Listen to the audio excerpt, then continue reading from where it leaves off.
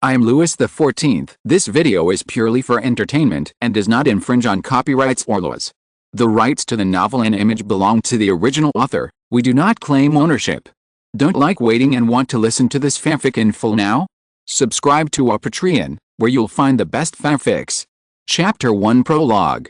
One night in 1648, Cardinal Mazarin, Prime Minister of France, favorite and lover of the Queen Mother Regent, followed by a large number of followers, frowned and walked hurriedly through the gloomy arcade, past half-deserted halls, dilapidated corridors and winding up or down stairs, and came to the king's suite. The guardsmen in the guard room immediately jumped up from their chairs to salute him, almost overturning the small table between them, which was piled with cards and brown liades, copper coins, mixed with silver écus, silver coins. It seemed that these gentlemen had just been busy with another battle, but at this time the bishop had no intention of caring about their small mistakes. "I want to see your majesty immediately." The captain of the guardsmen immediately went to report, and it took less than a minute for the king's chief of the bedroom, Bunton, to grab his nightcap and open the door for the cardinal. Mazarin waved his hand, leaving his entourage outside the door, and walked in alone. Before the king could ask a question, he said, "We must leave here immediately, your majesty. It is no longer safe here." "Are they finally here? The rebels?" the king asked. "Yes," Mazarin said, and then he was relieved to see the king, who was still a child, jumped up from the bed, and the latter did not even waste time waiting for the help of the first chamberlain, and quickly put on his heavy trousers and velvet coat. Mazarin stopped his cloak master from bringing him his cloak. The bishop had been carrying a large, unremarkable black coat in his arms, and he pressed it against the king's young shoulders, and then covered the king's light gold curls with a hat decorated with a plain gray feather. When everything was ready, Mazarin reached out and put his arm around the king's shoulders. The king had been crowned at the age of 5, and was only 10 years old now, but he was as strong as one would expect, far superior to a child of his age in every way. Mazarin put his arm around his shoulders effortlessly, and they walked quickly to the door like a pair of close friends. The red light illuminated the small panes of glass divided by the black iron frame. It was not the first or last light of the sun that was cast upon mankind at the time of its rise or setting, but the light of the torches and candles lit by the people gathered in the courtyard. In the courtyard of the palace, there are no less than 10 carriages. They look almost the same, all pulled by 4 horses of different colors. It is impossible to tell the status of the passengers inside, but Mazarin can obviously recognize a certain code. He led the king directly to a carriage. The coachman immediately opened the door, revealing a beautiful woman in a black dress and a maid who was too young. When she saw the king, she immediately stretched out her hand, and the king immediately shook it. When he got on the carriage, he turned around. "Mr. Cardinal," he asked, "where's my brother, the Duke of Anjou?" "He is with me," Mazarin replied. The king paused, then thought that this move was to ensure that the royal bloodline would not be wiped out in the riot, and he said nothing more.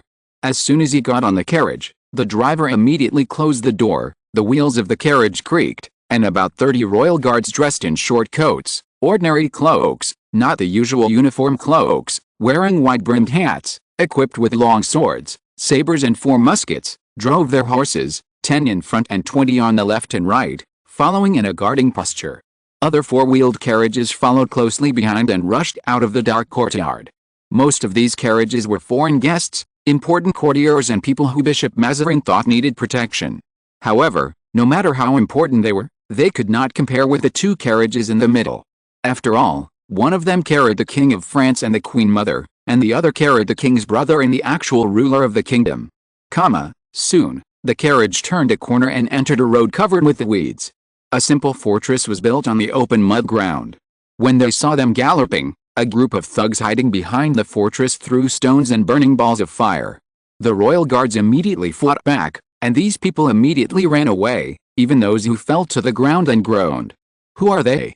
the little maid beside the Queen Mother asked curiously while peeping out through the gap in the curtain. "My people," the king said with a sarcastic smile on his lips. There were certainly soldiers privately raised by the rebellious nobles and thugs bought with a lot of money, but there were more ordinary Parisians. They were incited and bewitched to take to the streets to oppose their prime minister and king, just to gain a little petty profit. They neither loved their king nor were they loyal to him. Now they even wanted to harm him. The king looked at the bold maid. "You shouldn't ask the king before he speaks. Who are you?" "Mari Mancini," the maid replied. "My uncle is Cardinal Mazarin." The king nodded. This was understandable. Although Mancini didn't sound like a Frenchman or a noble surname, it was well known that Mazarin came from a humble background. But he couldn't help wondering if Mazarin loved his niece very much. After all, this was the first time he saw Mazarin use the power and trust given to him by the Queen Mother for a small person. "You should review your etiquette, Miss Mancini," the king said. Mari Mancini tried to retort, but the next moment, her voice was strangled in her throat by a violent jolt. The king immediately stood up alertly, leaning against the wall of the carriage and looking out. Paris at that time was not as prosperous and peaceful as the capital of a country hundreds of years later. Especially after several wars between Catholics and Puritans, the city was devastated. People could see wild wolves on the streets at night, foxes and rabbits everywhere in the cemeteries, and the roads that lacked repair and maintenance were full of potholes like the skin of a leper. Speeding on such a road, it is conceivable that the carriage was like a boat in a storm, bouncing up and down. The Queen Mother looked at her eldest son with a pale face. She was a princess of Spain and then the Queen of France. Although she was not loved by her husband, she had never suffered such torture. "Your Majesty," she begged, "let them slow down." "Sorry," her son replied gently but coldly, "I can't." He drew back the curtain so that everyone inside could see what was happening outside. Even the Queen Mother would not be surprised if they encountered any troublesome rebels or mobs, but following closely behind them were some tall and deformed demons. They ran on all fours among the thorn bushes and woods, and their speed was no less than that of horses. If the royal guards were even slightly careless, they would be pulled off their horses by the beasts. Their final miserable cries were as piercing as needles. Also, although people could not hear it, they could imagine the gurgling and rattling sounds made by the beasts chewing bones and flesh. Chapter 2 Werewolf. The driver stood up from his seat. He was pale and sweating. He whipped the horse desperately. The speed of the carriage did not slow down as the Queen Mother expected. Instead, it kept speeding up. Sparks flew between the frame and the axle. The buffer belts carrying the carriage made a creaking sound under the heavy load. The people in the carriage could no longer sit in their seats. The Queen Mother knelt on the floor of the carriage, tightly holding her rosary and muttering prayers. The king and Miss Mancini occupied a window respectively. "What is that?" the king asked. "Werewolf," Mary answered. When the Queen Mother heard this answer, she screamed and fainted. However, at this moment, her fainting was a good thing, because almost at the same time, a huge black shadow jumped directly onto the top of the carriage from the top of a large tree that leaned towards the road. Its two hind paws were firmly on the luggage rack around the top of the carriage. The black iron bars made a creaking sound. Another paw was used to stabilize the body, and the other paw grabbed the roof of the carriage.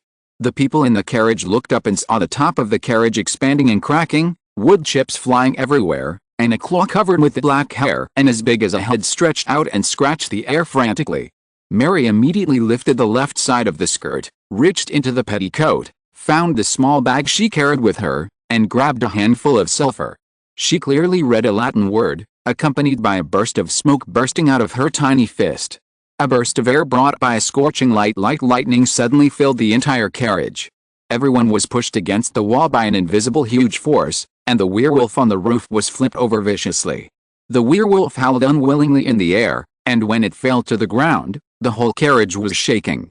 At this time, the Queen Mother groaned, as if she was about to wake up. "Let her be quiet," the king ordered. Mary's eyes widened, but the king just waved his hand vigorously. She had to devote her strength to the most noble woman in France. The Queen Mother fell asleep again before she could open her eyes. When Mary looked at the king, he had already turned his gaze to the window. The scenery outside the window was no longer recognizable. In addition to the dark sky, the speed of the carriage had reached its limit. The carriage did not seem to be carried by the wheels, but was pulled by the wind.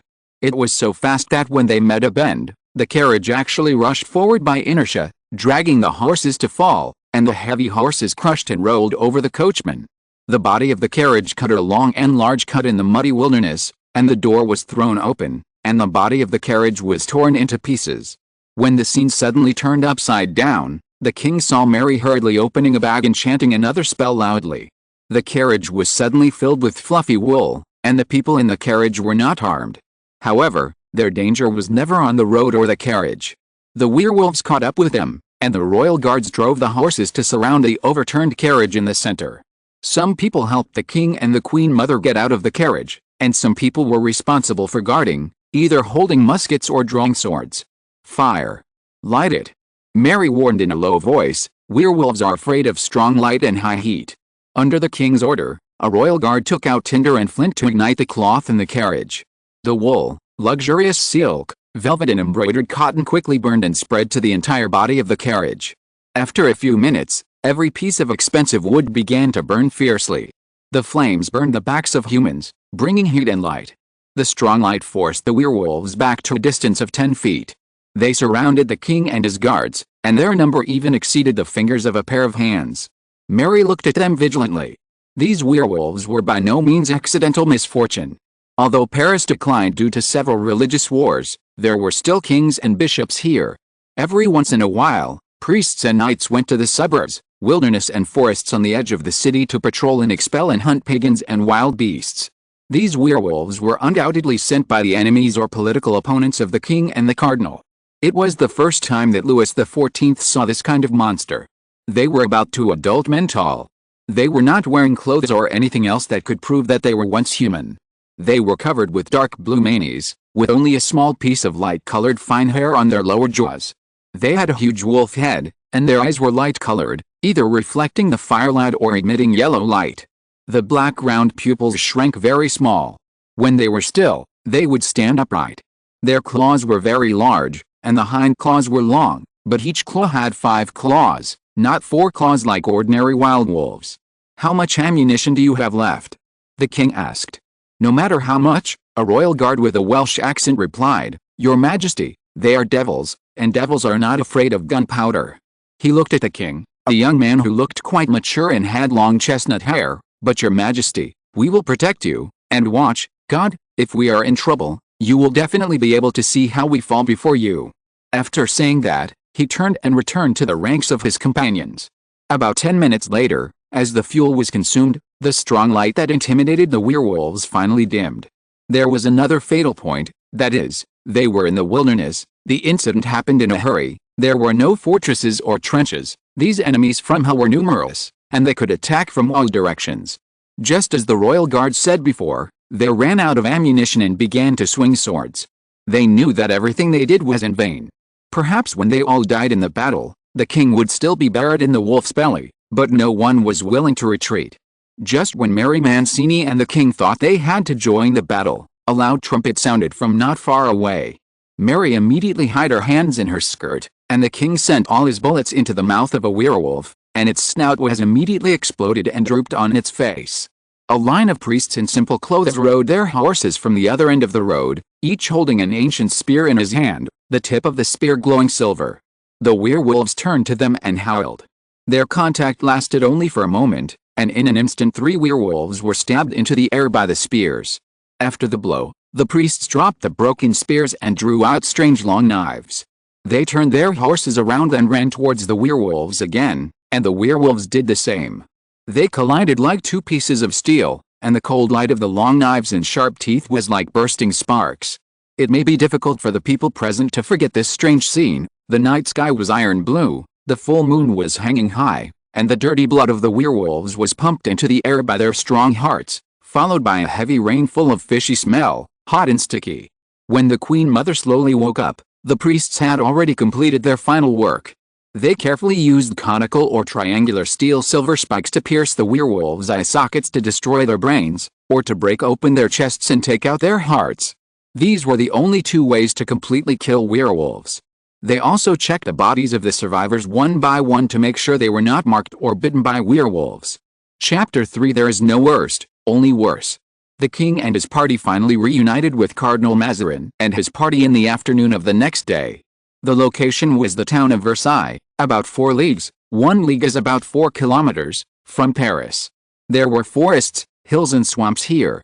Henry IV originally built a castle imitating the Renaissance when he was hunting here, a small church, some houses and inns. Later, people gathered here to form several small villages, but there was still only 1 road for riding horses. Even after the expansion of Louis XIV, the number of rooms in this remote palace was still not good. The king, the Queen Mother, the prince's brother, The cardinal and the royal guards filled the entire second floor, and the ground floor, which was originally used as a stable, armory and furniture storage room, became the bedroom of less important people. Even the king had to share a room with the cardinal, but the king didn't care at all. He sat on a chair, and the cardinal walked over and poured him a glass of mulled wine. "It's a pity there is no honey, your majesty," he said, "but drink it, it will warm you up." The king took the glass, but he had no desire to drink. He felt that he needed to sober up. "You look worried," Cardinal Mazarin said sympathetically. He sat down in front of the king. Mazarin was a handsome man with a Louis XIV-style beard, a combination of a mustache and a goatee, and curly brown hair. His face was white, and his crimson robe added a bit of majesty and sacredness to him. "We met werewolves." "Oh, your majesty." "Yes," the cardinal frowned. "Werewolf, a group of demons from Serbia." "Yes, we must investigate this matter." "You know werewolves?" the king asked in surprise. "I thought werewolves were not uncommon." The bishop raised his eyebrows in confusion. Although the king had not yet been involved in government affairs, there would never be a lack of gossip in the court. "But that's just a legend. I mean, fictional, fake, just like." Louis wanted to talk about fairy tales, but he was not sure whether the genre of fairy tales existed at that time. After all, the concept of children was still vague at that time. People either regarded children as animals or as adults. In short, it is something that does not exist in reality. "Why do you think so, your majesty?" The bishop paused, then showed an inquiring look. "Who gave you such an idea?" Louis realized that he had made a mistake. Of course, if he was really just Louis XIV, a boy born in the 17th century, even if he was destined to become the King of France, he would not have the rational cognition that an adult who had received decades of materialistic education would have hundreds of years later. He would only think that gods, demons, heaven, and hell all exist, just like everyone else, and werewolves are no exception. Although this materialist, who may be the only one in the 17th century, now does not know how long his rational cognition can last without collapsing. "I had never seen a werewolf before, until one was only a foot away from me. It was my negligence," said the cardinal, "but, your majesty, you are still young according to people's opinion." In fact, neither the Queen Mother nor Mazarin had the intention of letting him get in touch with the outside world and political affairs too early. They were quite indulgent to him and almost never told him to go, have fun, and let the adults do those troublesome things. Although he was once an adult, Louis never cared about this. When he was still a 5-year-old child, he was carried to the throne by his mother. As others criticized, before 1642, the power of France was seized by Cardinal Richelieu. After Richelieu's death, his mother and Richelieu's heir Mazarin managed the country on his behalf. But he did not have any ill feelings towards the Queen Mother and Cardinal Mazarin. He was beyond the thinking of infants, children and teenagers, and knew very well that what he needed most now was to understand and familiarize himself with a strange and crisis-ridden world. Mazarin and the Queen Mother were indeed greedy and power-hungry, but without them, the hyenas surrounding them would have torn the young king and his brother apart long ago. When someone is willing to shelter you from the wind and rain, don't complain that he forgot to give you sunshine. Similarly, Bishop Mazarin was not worried about the king's strange cognition. The only thing he wanted to make sure was whether someone was saying something dangerous in the young ruler's ear to influence his mind, but if it was the king's own idea, he would be very happy. After all, in this era, the most people are fools who blindly listen to and believe in one thing, and can't or don't want to think. Of course, if it is a farmer, a businessman, or even a count, it doesn't matter. To be presumptuous, the church even hopes that there are more such people. At least the priests who preach can spend less time talking and thinking.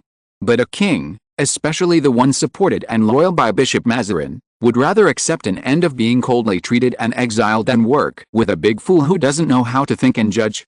However, the cardinal changed his tone. "Since this has happened today, I must also let you participate in a new course in advance, your majesty. I did not intend to let you come into contact with another world so early, but unfortunately our enemies do not think so." He sighed.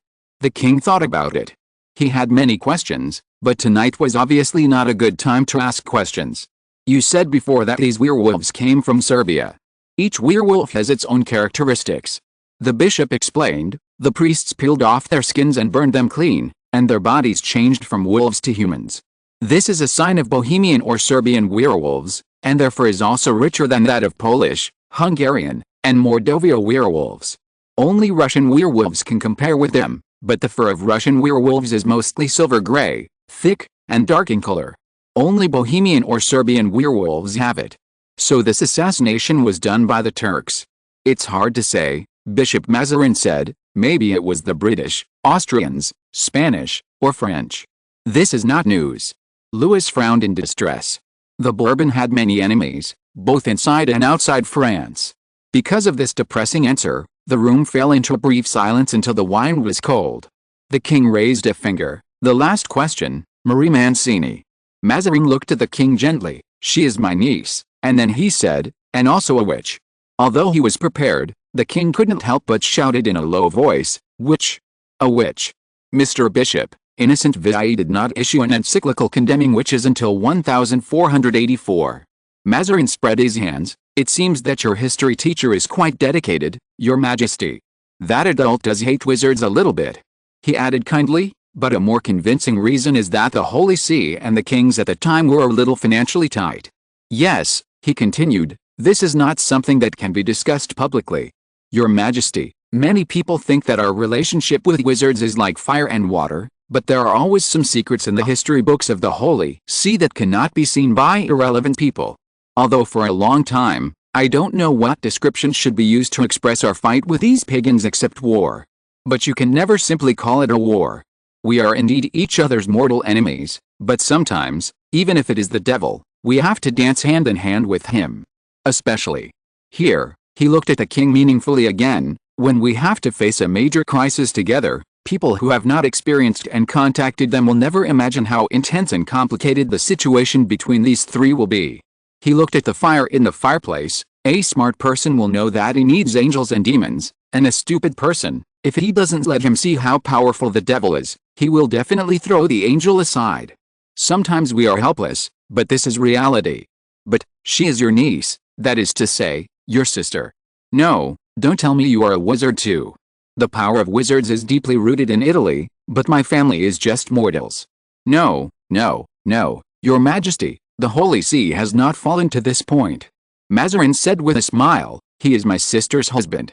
People think he is just a wealthy businessman. In fact, he comes from an ancient wizard family. In the wizarding world, his family has both strength and power. I must admit that I have benefited greatly from it. He stood up and lit the fire in the fireplace for the king. For some reasons, Mary had to leave her parents and come to me, but I promise that she is trustworthy, and I believe she has proved it, right? Louis nodded. He had mistakenly thought that Bishop Mazarin allowed his niece to ride with the king and the queen mother in order to protect her. In fact, it was the opposite, or to be more precise, it was just one of the reasons. Did you expect that we would be attacked by werewolves? I was not sure at first. We had an established rule, which was that although there were bishops and wizards in every court, in general, extraordinary powers would not appear in worldly struggles. But when I found that the werewolves in the suburbs of Paris suddenly disappeared, Bishop Mazarin stared at the flames. The werewolf tribes are very exclusive. Foreign werewolves will be hated and expelled, but if the outsiders are stronger or have helpers, then the native tribes will be wiped out. He made a terrible gesture. They have crossed the line, Your Majesty. I have to let you know something that you should not be exposed to at an inappropriate time. I suspect that the situation will get worse and worse in the future, so I hate people who don't follow the rules. Obviously, Mr. Cardinal thought that this conversation of only more than 10 minutes was enough for the young king. After all, the amount of information contained in it was rich enough to drive an ordinary person crazy. He left, but Louis had completely lost his sleepiness. Compared with his exhausted body, his spirit was as active as if he had been injected with morphine. Is there anything worse than finding out you're Louis XIV when you're still a baby? Of course there is, but it's a magical version, for example. But that's life. Chapter 4 Louis's Memories. Louis XIV was once an ordinary person, but like any ordinary person, he had an incomparable desire for power and money. He did not think that he would be a villain, nor did he think that he was a saint. When he was born in the Saint-Germain-de-Laon castle in the suburbs of Paris, he was not able to immediately perceive his identity from those unfamiliar languages and vague figures. For a while, he even thought that he was a girl because his swaddling clothes were lace and he wore a lace hat. When he finally realized that he was not a girl but a boy, He was carried by his father to the ministers. In French, Louis pronounced clearly, which was also the first word he understood. Although the prince in French is the same as in English, people usually call him Your Highness. The French pronunciation starting with V made him unable to understand it anyway, until finally, a cardinal, also known as Richelieu, came to them and saluted the king. The familiar small round hat immediately made Louis open his eyes wide. Although he was not very keen on real history before, he at least knew that the red coat was the proof of the cardinal, and a cardinal would only bow so humbly to two people. One was the Pope of Rome, and the other could only be a king. He remembered that he raised his head hard at that time, wanting to see the thin and pale man. Louis had never thought that his father was so prominent. Louis XIV was not a person who liked luxury in private. Perhaps it was for this reason that he and his mother, Marie Medici from Florence, Italy, did not get along well. In his spare time, he always wore a simple black coat, white tights, and a large lapel shirt, looking no different from the nobles in the castle. And he was quite kind to others. To women, Louis said, the two wet nurses who took care of him, Seville and the Marquise of Lancerki, were very gentle.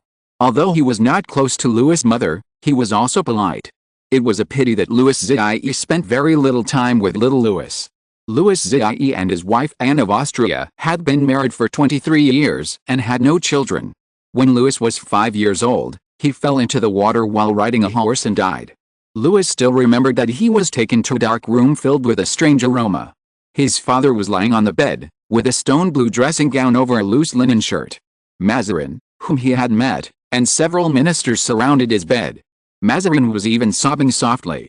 The wet nurse held him close to the king. The king's cold lips touched his forehead and cheeks, and then he was taken out. After a while, Mazarin came out of the room, stroked his head and said, "Cry, child, the king is dead."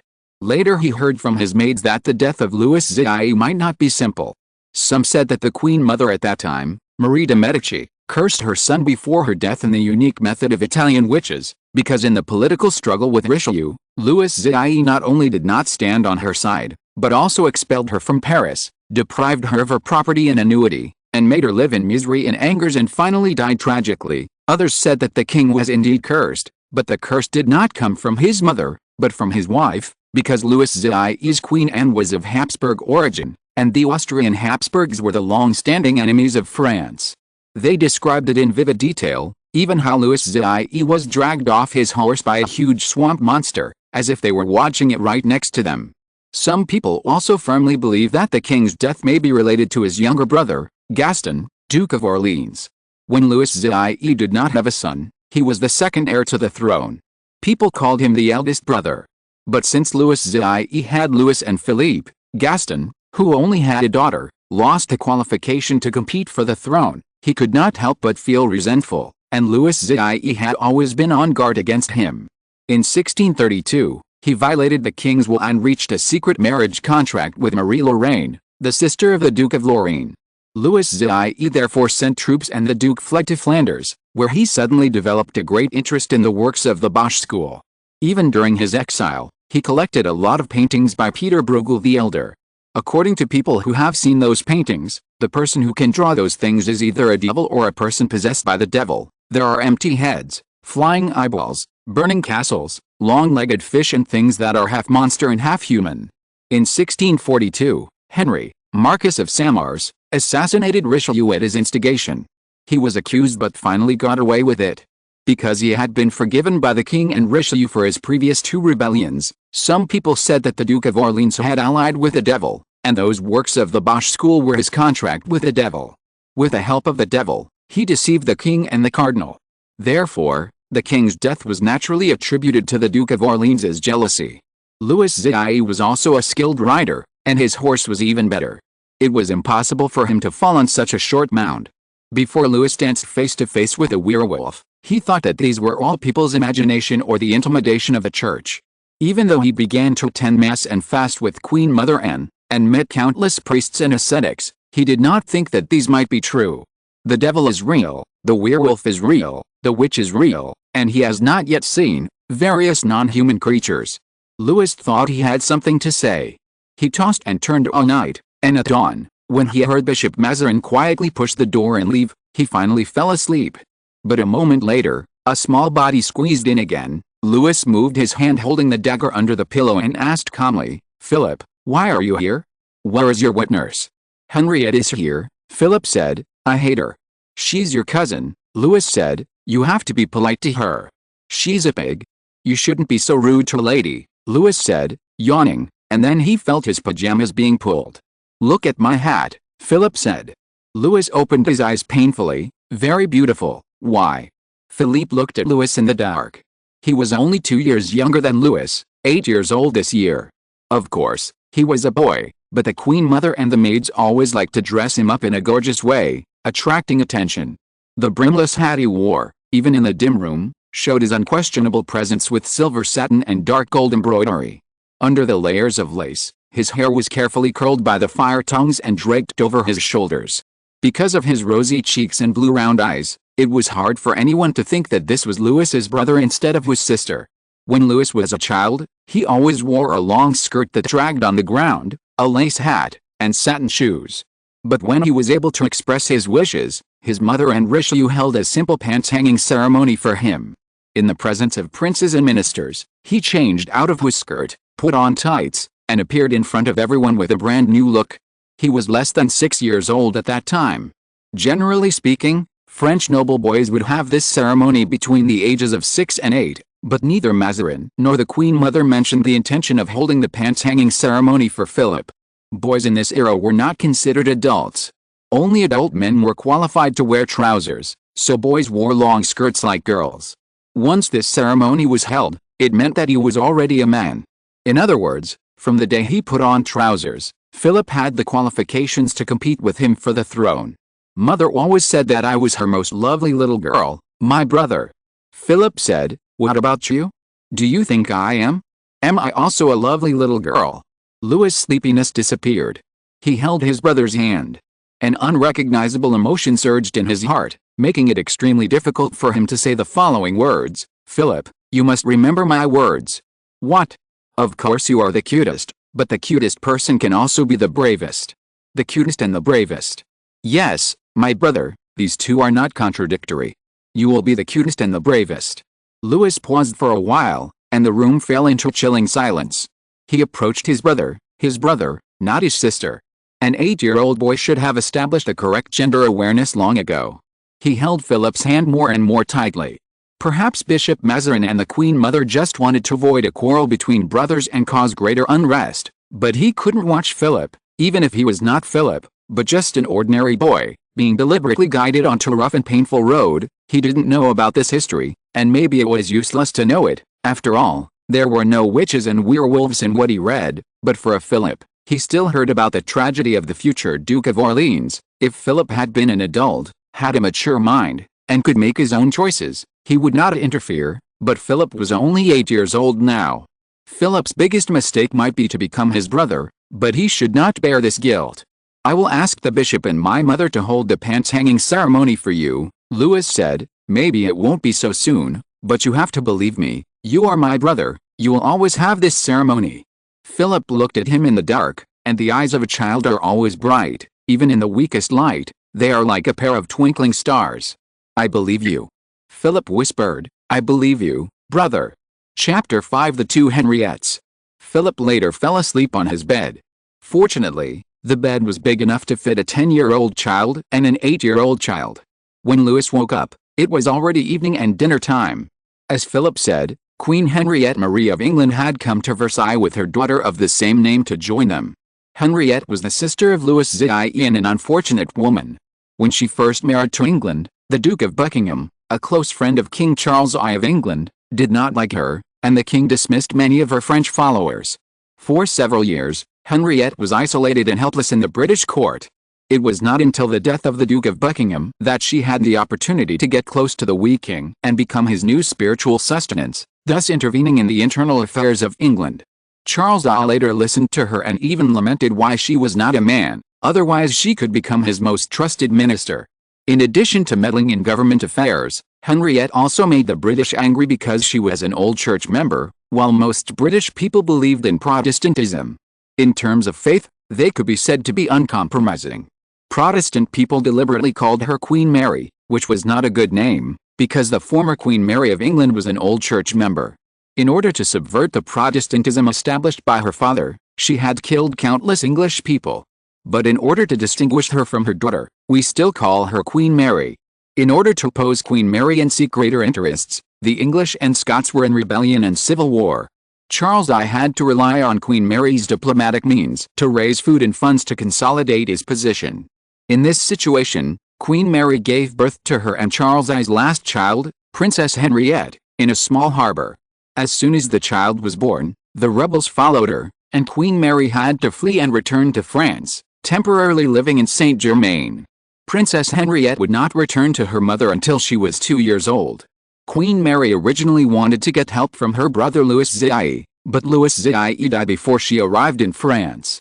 France was not very peaceful afterwards. The princes and ministers had their own thoughts. She had to temporarily hold her little daughter and spend time with needlework and reading. Her heart was undoubtedly anxious, especially in recent months. She had not received any letters from Charles I. She suspected that Charles I had been captured or even killed. She asked a witch around her to divine, but she saw almost all ominous signs from the water and fire. Worry and pain almost completely destroyed this woman. Although she dressed up in accordance with court conventions and etiquette and her status at dinner, her face was covered with a layer of gray mist and her eyes were dim. Princess Henriette was 4 years old, with dark black hair, brown eyes and fair skin. After she saluted the king and wanted to sit on a chair on the left side of the king, the little prince, Gaston, Duke of Orleans, was the big prince, Duke of Anjou. Philip pushed her off the chair. She fell to the ground and cried uncontrollably. Louis could only sigh. "This is not her place," Philip said. "She has no right to sit here." "It is true in terms of etiquette," said Queen Mother Anne, although she did not like Queen Mary. Her sister-in-law and her sister-in-law's daughter had to mediate, but as a relative, you should be more friendly. Philip let out a scornful laugh, and the Queen Mother stopped talking. Like Louis, she felt guilty about her youngest son, but she could not watch them fight. The fight between Louis XIV and the Duke of Gaston had frightened her for more than 10 years.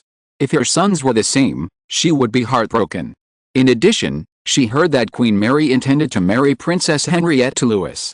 Although the status was suitable, Queen Mother Anne did not think Henriette was the best candidate, and her sister-in-law's actions made her feel coerced. Queen Mary was so angry that she trembled all over, but she had to endure it. Although France could not give her husband Charles I any help in the civil war in England, she still had her son, Charles the Younger. If things really came to the worst, they would still need the protection of Queen Mother Anne.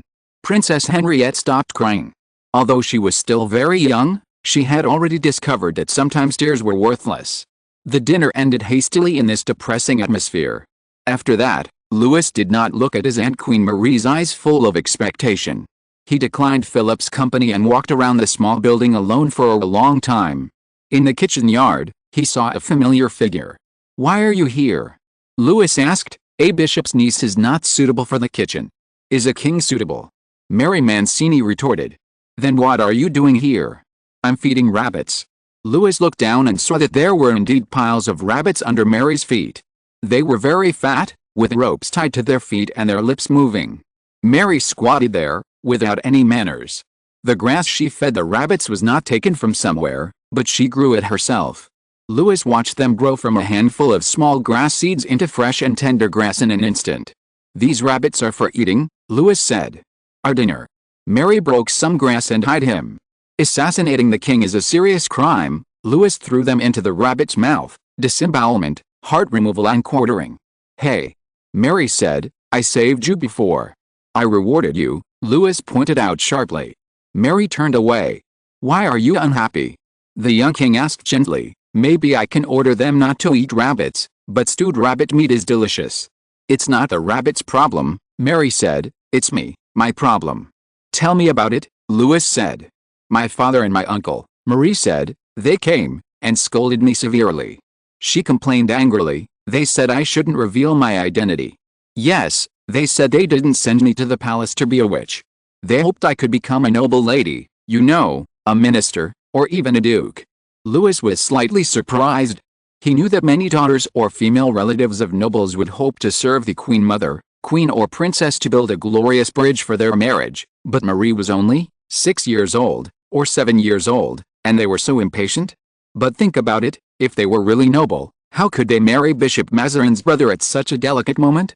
It happened to be the time when Bishop Mazarin was valued by Bishop Richelieu. The most criticized thing about Bishop Mazarin was his humble origin. When did they come? Last night.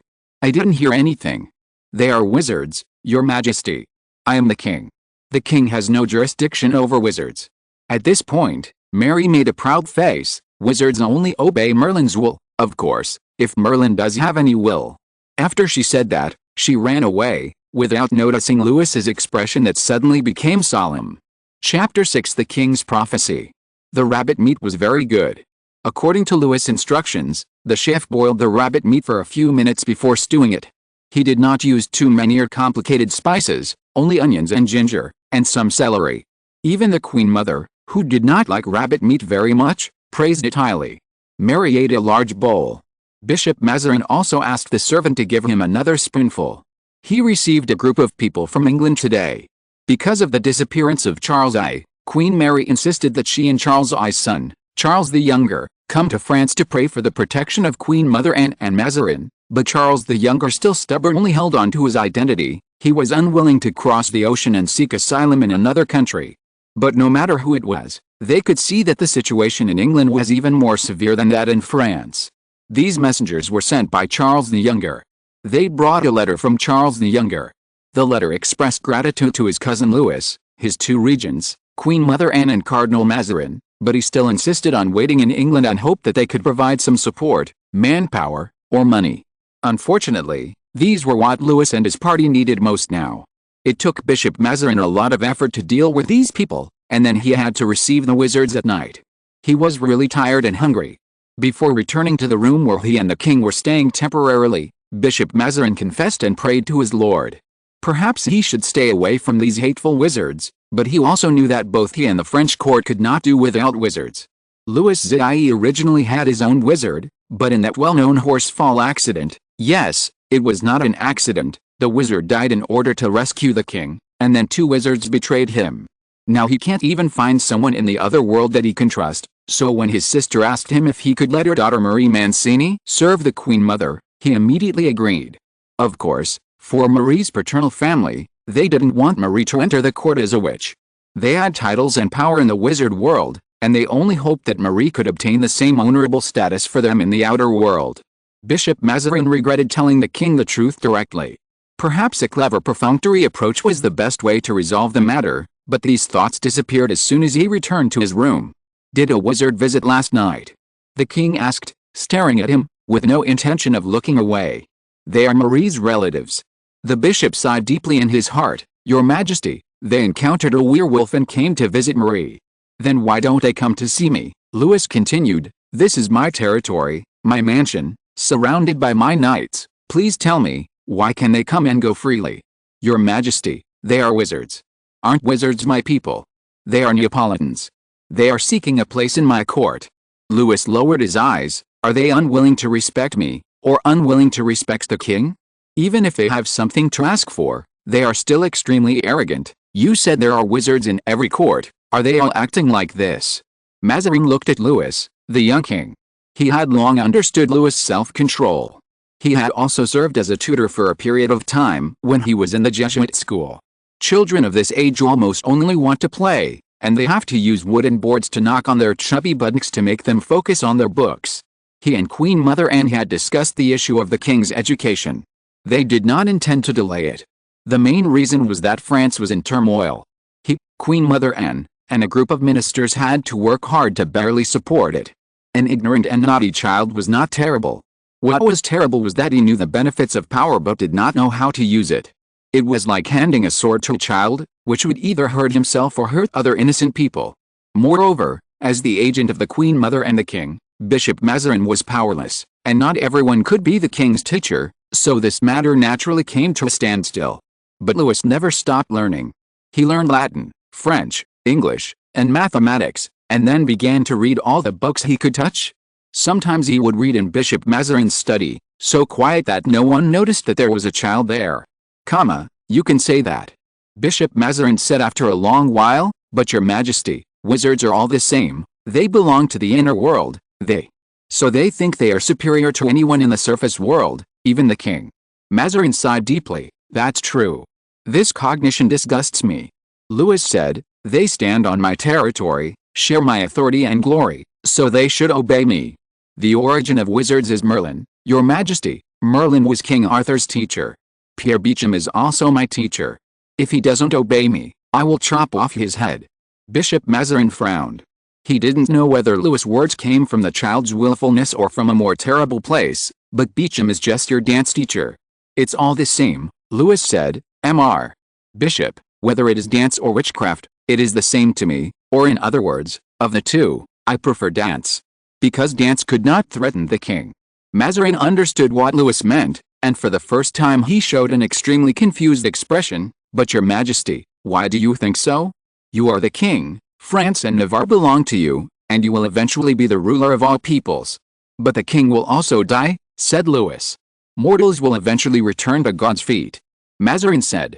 But I wish I could choose which way, Louis said. Is there any news about Charles I?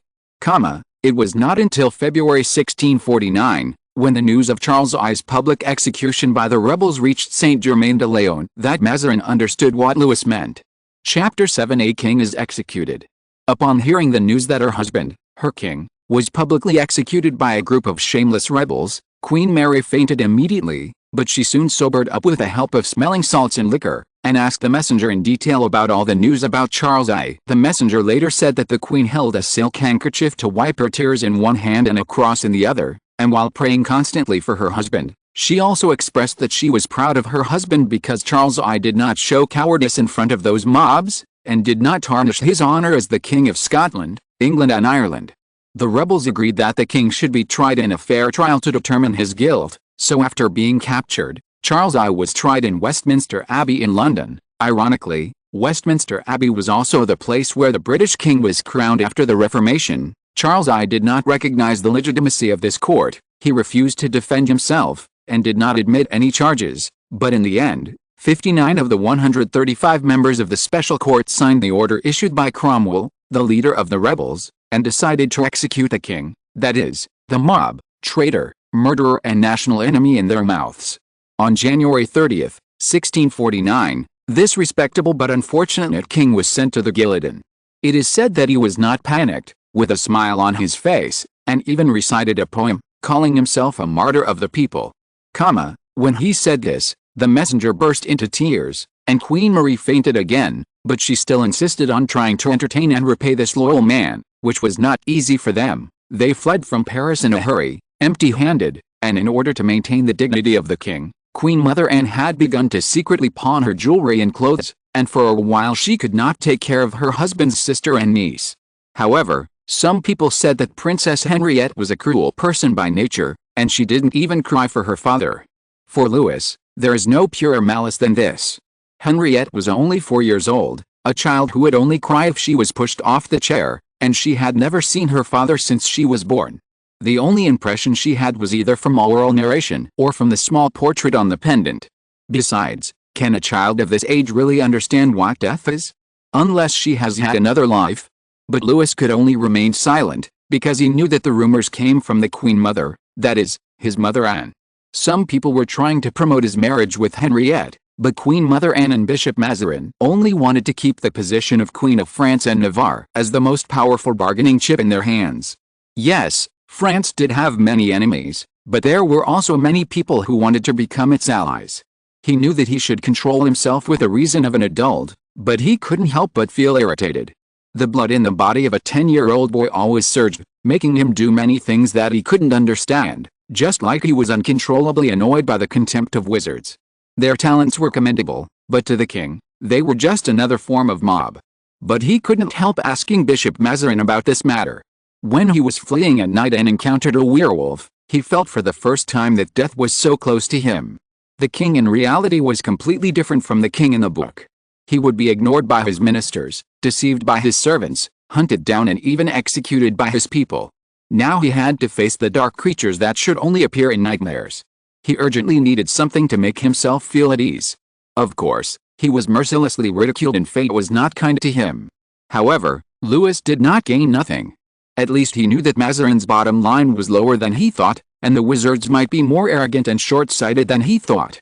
But the king absolutely did not believe that they really wanted nothing for secular power. If they had no intention, they would not have become relatives with Mazarin. Look at Marie's age. Wasn't 1642 when Mazarin entered the cardinal's court? They should have made a decision when Mazarin was recommended to Louis XIV by Richelieu. After all, Marie de' Medici from Italy lost power, and the Italian closest to power in the court was only Jules Mazarin. Not only did they facilitate the marriage, but they also sent Marie Mancini to Mazarin to serve as the Queen Mother's maid. Their intentions were obvious. Louis thought that Mazarin would no longer allow him to continue to get along with Marie Mancini, but what he did not expect was that Mazarin not only acquiesced to their relationship, but also encouraged them to go out. Louis did not understand the meaning at first, but later he met Queen Mary of England. It was obvious that the bishop's indulgence was just the lesser of two evils. He was worried that the young Louis would be instigated or persuaded by Queen Mary. Queen Mary was indeed pitiful. Louis also had great sympathy for her and Princess Henriette, his cousin, but he did not think he could do anything to help her. He was still far from power. Even if he could, why not order the Duke of Condé to recapture Paris for him and eliminate the mob, so that everyone would not suffer together in Saint-Germain-en-Laye? She was destined to be disappointed. But Louis's gentleness still comforted her.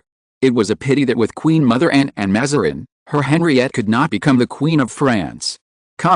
Bishop Mazarin only lifted a small gap in the curtain in front of the window. He looked at his little king.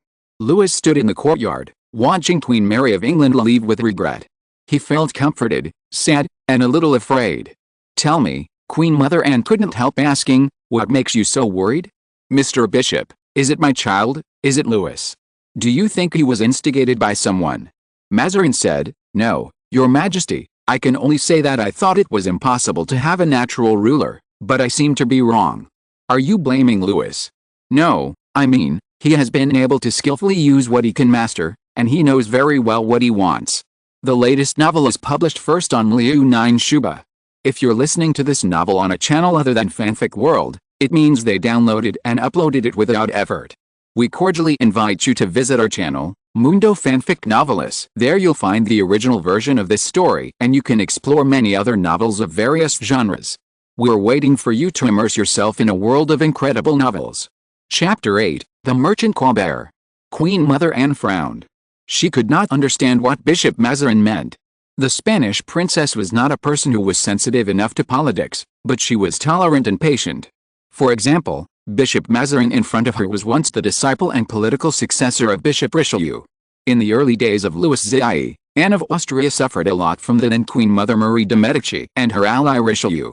Once Louis XIV died, people thought that she would use her identity as the king's mother to suppress Mazarin severely and even put him in jail. But Anne did not do so. Not only did she not follow Louis XIV's order to establish a parliament to take charge of state affairs, but she became regent herself, with her brother Gaston as the director of the kingdom and Bishop Mazarin as prime minister to maintain the operation of this huge empire. Therefore, there have been rumors that Queen Mother Anne and Prime Minister Bishop Mazarin have an ambiguous relationship. They all say that Bishop Mazarin is the ruler of France and Queen Mother Anne. Only the Queen Mother and the bishop knew that this was pure nonsense. There was absolutely no harmony between the two of them. They could only try to get along for the sake of France and the king. Although Bishop Mazarin was busy with many things, he had to calm down and let Queen Mother Anne know that there was nothing to worry about the young king. In fact, it was precisely because there was nothing to worry about that people would find it strange. After all, he was just a 10-year-old child. A child, especially a boy, whether a king or a beggar, would always do some incredible things that made adults laugh and cry. But Louis' sensitivity to power still surprised the bishop. But after learning the details, he changed his original idea. This was not a child's momentary willfulness. Louis's thoughts were obviously more complex and profound than he thought, and more cruel than his peers. The bishop attributed this to the insecurity brought to the king by the rebellion of the Fronde and the atrocities of the dark creatures. But later, he could not help but pay more attention to his king in his busy schedule. Unexpectedly, everyone who had contact with the king said that he was an elegant and kind, humble, fair, and noble-minded good majesty. Saint-Germain-en-Laye had been home to many French kings. It was originally a monastery built by Robert II in the 11th century. After the monastery was gradually expanded into a city, Louis IX built a palace here, and Charles V built a new house on the ruins of the palace. Francois I, Henry IV, and Louis XIV also renovated the palace and city of this castle. Therefore, the people here are not those country bumpkins in remote areas. To gain their recognition, it is not enough to do a little favor. Moreover, they could not even offer small favors. Although Bishop Mazarin was always successful at the negotiation table, he signed the Peace of Westphalia in 1648 and won Verdun, Metz and Alsace for France. Finance was not his forte. After having to dismiss many court attendants and even pawn the Queen Mother's jewelry and clothes, the young king was still able to maintain the dignity of a ruler and won the love of the people of Saint-Germain-en-Laye. This was really something worthy of lament and praise, so Bishop Mazarin could not help but sigh like this today. But this is a good thing, isn't it? Queen Mother Anne was very calm. It's Louis, not my little Princess Philip, or His Highness the Duke of Gaston, or the first prince, referring to the Prince of Condé, a branch of the Bourbon dynasty. What do we have to worry about? You are right, Bishop Mazarin said, but he was not relieved. But soon, he stopped dwelling on this matter, because there were more important matters waiting for him to deal with. In the evening, Philip's teacher was reprimanded because he praised Philip for his intelligence and diligence, which was not what the Queen Mother wanted to see. Philip's teacher was soon replaced, and the Queen Mother and her maids were more enthusiastic about dressing up their little girl. Even the ministers complimented her natural beauty, elegance and friendliness. Louis wanted to take his brother hunting, but was rarely scolded by the Queen Mother, perhaps because he mentioned to the Queen Mother when the pants-hanging ceremony would be held for his brother Philip. Louis had no choice but to go hunting with Marie Mancini. Of course, he had many loyal followers around him, and the leader was the regent Nicolas Fouquet, who was a man with a keen sense of smell and great skill. The Fronde rebellion forced the king, the Queen Mother, and Bishop Mazarin to abandon Paris and temporarily live in Saint-Germain-en-Laye, which he saw as a great opportunity. He not only brought some reliable officials, but also raised a considerable amount of funds from the merchants accompanying the king for the daily expenses of the Queen Mother and the king. Such people should of course be rewarded, but now both the bishop and the Queen Mother were short of money, so the king gave Mr. Fouquet the honor of hunting with him and allowed him to keep the gunpowder bags for him throughout the hunting process. Such an honor simply flattered Mr. Fouquet, especially when he heard that he was the first minister to enjoy such an honor. For this reason, he specially presented the king with a red velvet coat worth 500 livres, decorated with rows of silver buttons and lined with dark brown ermine. When leaving the castle of Saint-Germain-en-Laye, Marie, who was traveling with him, saw the king on horseback nodding to a gatekeeper, but the face was unfamiliar. "Who is that?" she asked curiously. "That's Jean-Baptiste Colbert," Louis said. "When I met the werewolf, my horse broke its legs and neck." Later, they found a suitable replacement from Colbert. Mr. Colbert was willing to dedicate his horse to his king, so Mr. Bishop gave him the qualification of a merchant with the king. "Now he is guarding the gate for me with my guards." Fouquet heard it and was very surprised at the king's approachability. Mr. Colbert didn't seem to be very comfortable with the clothes and sword on his body. It seemed that he might have been just a gentleman or a businessman.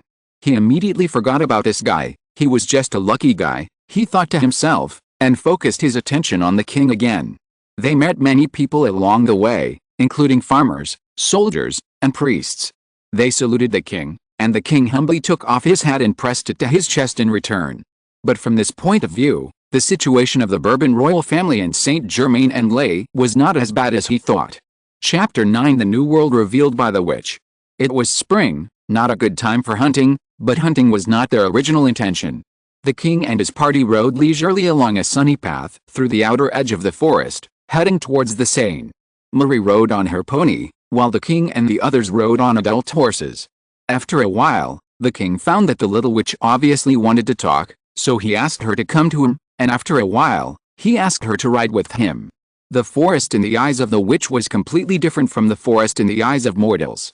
Marie pointed to a clump of mushrooms growing around the trees and whispered to him that this was the dance circle of the forest fairies.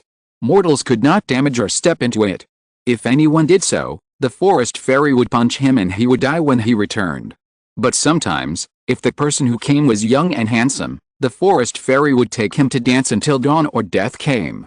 Witches would collect this mushroom, dry it, and grind it into powder, which could be used to treat fractures and confuse people.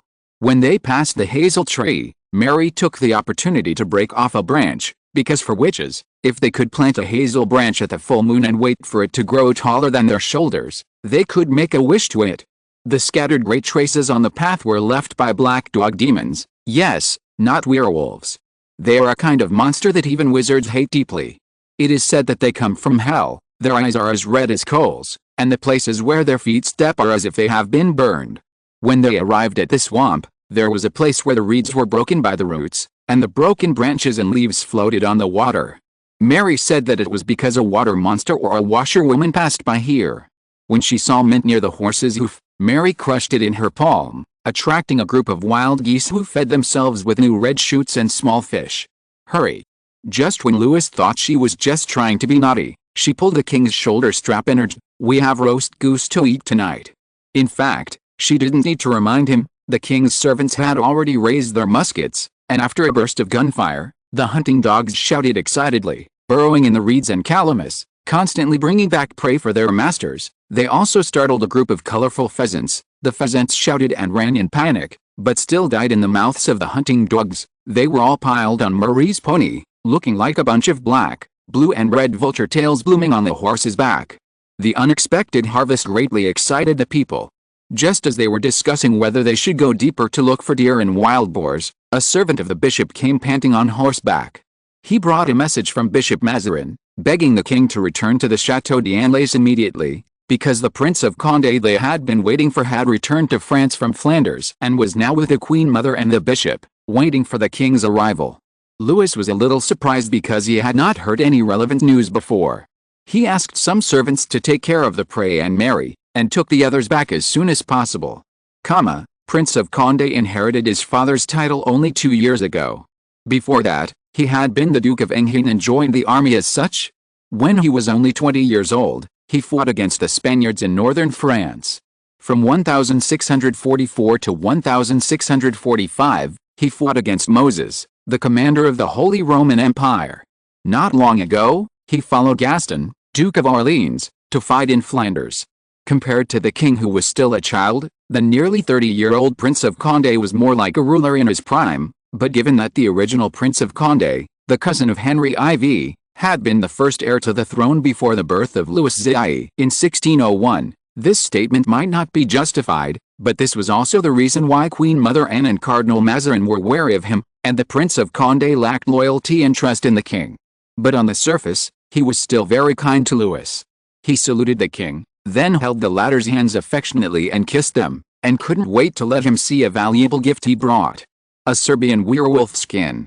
Louis knew at a glance why Queen Mary of England, his cousin Henriette, and his brother Philip were not here.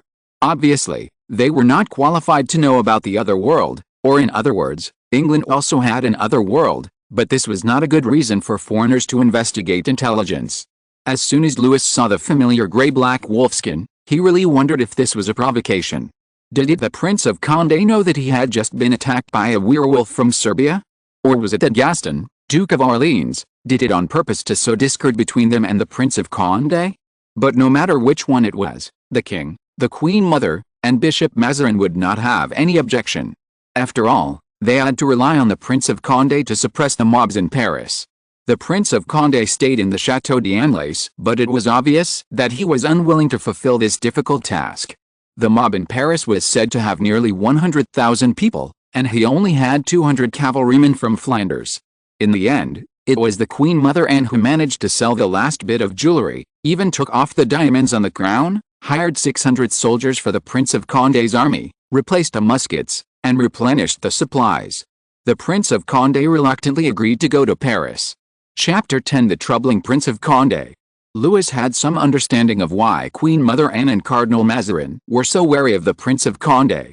Although he had not yet officially participated in government affairs, he was still able to obtain enough information from some talkative attendants and maids. At least for him now, it was enough. As mentioned before, when Prince Condé was still the 21-year-old Duke of Enghien, the most intense battle between Spain and France took place in Rocroi. The Spanish army had 26,000 soldiers, led by a veteran named Don Francisco de Melho, and they penetrated deep into French territory and approached Paris. At that time, Louis XIV had just gone to meet God, and Richelieu had even left this noisy world a year earlier than him. The only ones left in Paris were Mazarin, who was still unstable at the time, the Queen Mother Anne of Austria, the young King Louis XIV, and his younger brother Philip. The Spaniards even thought that they could break through Paris and capture the King of France, and this idea was not regarded as a fantasy by people. The military strength of Paris was obviously at a disadvantage at that time. Among them were the royal guards controlled by Gaston, Duke of Orleans, the Red Guards of the Cardinal Richelieu, and the Royal Musketeers. The former two could not be trusted, and the latter could not leave the palace. The only general was the young Duke of Enghien, who had no combat experience. Just like any skilled craftsman always starts as an apprentice, people at that time also believed that a reliable general should also stand out from battles again and again. Louis was still very young at that time, but he also knew that the situation was critical. When the Duke of Enghien came to bid him farewell, the Queen Mother's personal priest, Poitiers, even performed a blessing ceremony for him. Although this was said, everyone at that time knew that this was done in case he died on the battlefield and did not have time to perform the last sacraments. The fact was contrary to people's imagination. The Duke of Enghien knew that he was despised by the Spaniards, so he also took advantage of this contempt. The Spanish General Melho at that time intended to lead the French army into a trap. Rocroi was surrounded by forests or swamps on all sides, with only one narrow road. Once entered, it was difficult to escape. For this reason, he even withdrew his soldiers and did not attack when the Duke of Enghien led his army into Rocroi. On the second day, the two sides first fired artillery shells, and the Spanish musketeers suffered considerable losses. Then, that night, the Duke of Enghien launched a night attack on the Spanish left-wing front-line troops, and then defeated the second-line troops. As a result, all the Spanish cavalry fell into the hands of the French army. Unfortunately, the infantry troops that the Spanish were most proud of did not suffer any losses, and there were still 18 cannons in the infantry camp. Neither the French infantry nor the cavalry could do anything to them. After a whole day of mutual torture, the Spaniards proposed negotiations. If the negotiations were successful, the Spaniards could at least surrender gloriously, without disarming and evacuating. But how could the Duke of Enghien be willing to easily let go of a great victory that was within his grasp? While he used hypocritical words to perfunctorily deal with the Spanish envoys, he sent the main force of the cavalry to slowly bypass the Spaniards through the forest, while waiting for the arrival of the infantry reinforcements, nearly 4,000 people. When everything was ready, he rode to the negotiation site, but was shot by the Spanish infantry with muskets. The saying that a desperate army will win is not only applicable to the East. The soldiers of the Duke of Enghien were immediately furious and rushed towards the despicable enemy like a tide. At the same time, the Duke of Enghien's cavalry also attacked the Spaniards from the rear, and the French artillery also made a roar that resounded through the world. The Spaniards encountered such a swift and fierce attack when they were unprepared, and they were dizzy all of a sudden. The trap set by the Spanish General Melho for the enemy also hit them head-on. The dense forest and swamp slowed down their escape. In the end, the Spanish officers had to throw themselves at the feet of General Enghien and beg for mercy before they were able to escape from the fierce French soldiers. In this battle, the Spaniards died 8,000 people, 6,000 people were captured, 24 artillery pieces were lost, and the main General Melho died. The French died 2,000 people, nearly 6,000 people were injured, and the siege of Paris was lifted. This was a brilliant victory. Of course, no one knows how the Duke of Enghien was able to keenly perceive that someone was shooting at him and how he avoided the shot without any injury. Although there were people in the court who constantly criticized him for his lack of grace and etiquette, for France, which was becoming increasingly vulnerable militarily, such a talented fighter was even more lovable than an angel. France had not seen such a victory in 100 years. Francis I was better at negotiation than fighting, and Henry IV was too tolerant. The Edict of Nantes came from his hand. When Louis XIV was in power, even the most exaggerated tabloids were too lazy to report the so-called victories of the French, not because they were deliberately negotiating, but because these victories were followed by failures. Later, the Duke of Enghien won the cities of Philipsburg and Mainz for France in the battle with the Germans. After Gaston, Duke of Orleans, evacuated Flanders, he captured Dunkirk. This greatly inspired the French. People kept singing legends about him, from how he could sleep soundly on the battlefield and needed to be woken up to prove how calm he was, to how he threw his marshal's baton into the enemy's trench, then drew his sword to command the army to attack, and picked up the baton to prove how bold and brave he was. For a time, his name was shining, no one could match it, no general could compare to it, and the bishop and the king seemed to have been forgotten. How much he was loved on the battlefield, how much he was hated in the court. Prince Condé was also very clear, but he was still a young man after all, and he had not yet experienced setbacks. It was hard to say whether he really wanted to show his courtesy to the king or was just joking when he brought the skin of a Serbian werewolf.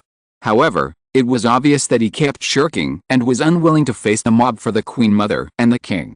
In response, Bishop Mazarin and Queen Mother Anne had to give in again and again. They let Prince Condé sit next to the king, and asked the Minister of Finance to replace the servants to change Prince Condé's clothes, and so on. In addition, they met every request made by Prince Condé. As mentioned in the previous chapter, in order to replenish the armaments, the Queen Mother took off the diamonds on the crown and dismissed many servants. Princess Henriette of England fell ill with a fever, and there was no good enough doctor to treat her. Louis had to order the servants to use towels soaked in river water to cool her down. The werewolf skin that Prince Condé presented to the king was placed under his seat by the king, and everyone who met the king could see it, although most people did not know that it was not a wolf skin. After delaying for several weeks, Prince Condé had to go to war with the 800 soldiers. It is ridiculous to say that although the high court that started the riot always claimed to be honest and respectable, fair and just, and only cared about the interests of the country, when facing the royal army, they did not hesitate to extort 150,000 livres of forgiveness fee from the 20 judges appointed by Bishop Richelieu, and confiscated the royal property equivalent to 1.2 million livres. 1 livre is equivalent to 1 pound of silver, recruited 12,000 troops, and ordered every wealthy person whose dower could allow a carriage to pass through to provide 1 man and 1 horse. This army was called the Carriage Cavalry, and Archbishop Collins's private soldiers, about 800 people, known as the Collins Regiment, were also requisitioned by the High Court.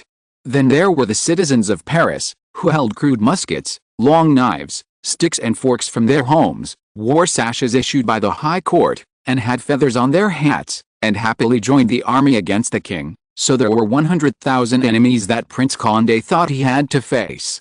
But whether it was the soldiers recruited by the High Court, the Knights of the Carriage, the Collins Regiment, or the citizens of Paris, they had no desire to fight Prince Condé and the real army. Every day they walked from the city of Paris to the suburbs, and then turned back, with no blood stains on their clothes except dust. As Prince Condé's 800 soldiers gradually approached Paris, in the last 1 or 2 days, even the ceremonial expedition was gone. Prince Condé took over Paris calmly. Chapter 11. Returning to Paris for the first time. Now that peace has returned to Paris, it is certainly impossible for the king, the Queen Mother and the prince's brother to continue staying in Saint-Germain-en-Laye. The Louvre in Paris was first built in the 12th century. It was just a small castle for defense.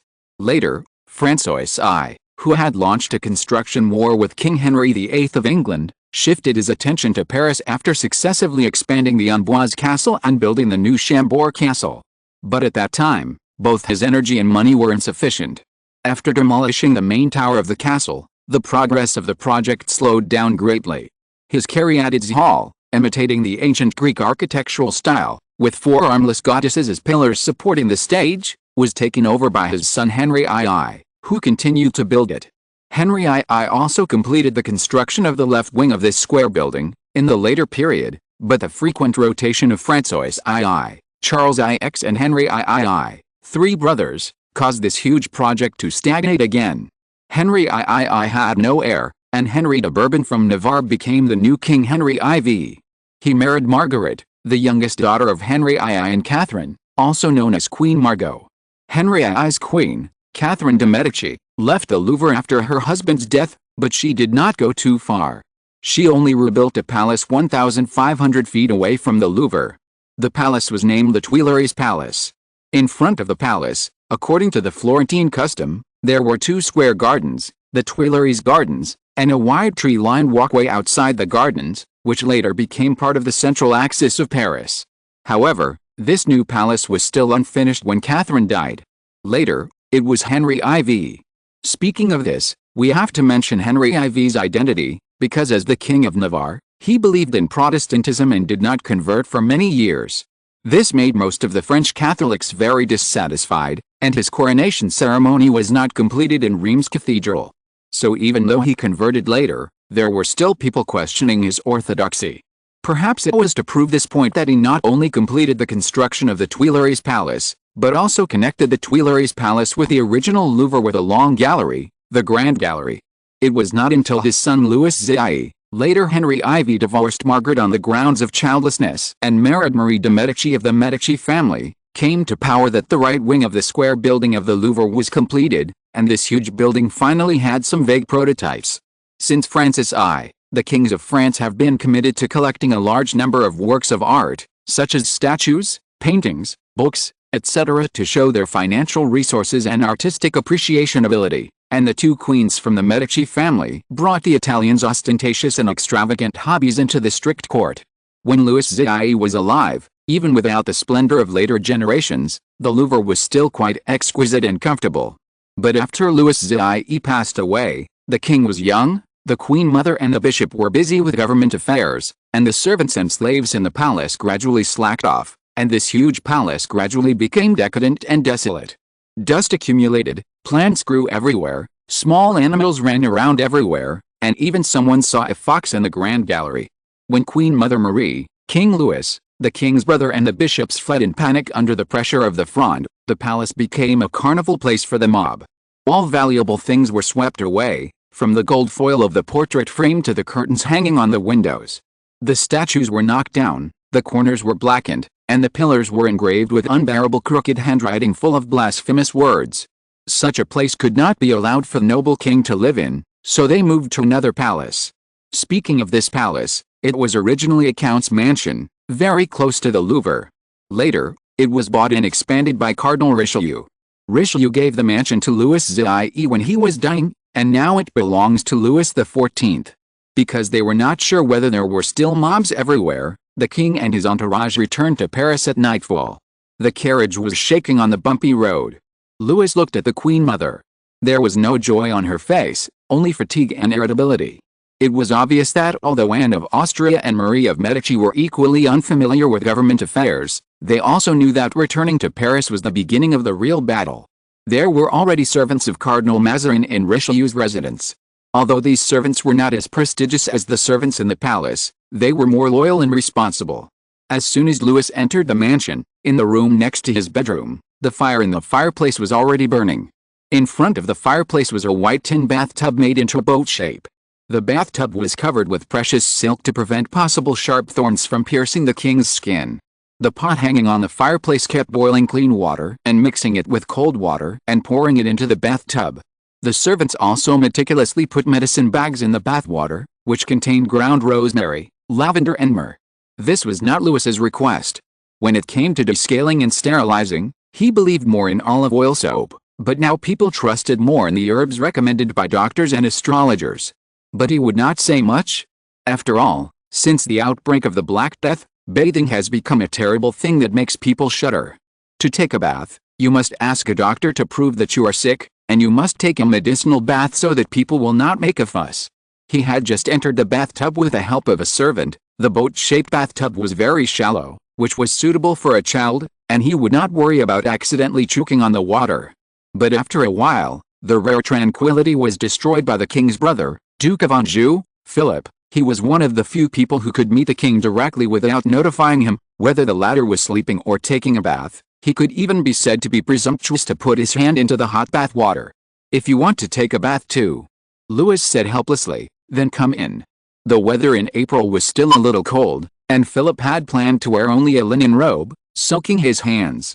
If he went back like this, he would definitely catch a cold, which was not a trivial matter.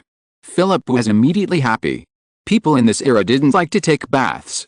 In addition to the fear of the invasion of plague, there was also the fact that after the public baths closed down one after another, taking a bath at home became a luxury. The bathtub was not to be taken into account. The silk to prevent being cut by the raised spikes or fragments was a big expense. The medicine bag was also expensive. There was also the charcoal burning in the fireplace and the servants who served. In Saint-Germain-en-Laye, only the king could take a bath whenever he wanted. The Queen Mother, Bishops and all the nobles influenced by him had to take a bath every few days depending on their rank and wealth. They usually wiped their faces and bodies with clean linen. When Prince Condé came to the Château d'Andelys, even with Fouquet's fundraising, their expenses were still very tight. Later, in order to meet Prince Condé's requirements, even the king had to succumb to the Seine. Fortunately, bathing at this time would attract attention, but no one cared about swimming. And as long as you wanted, you could face nature as frankly as the ancient Greeks.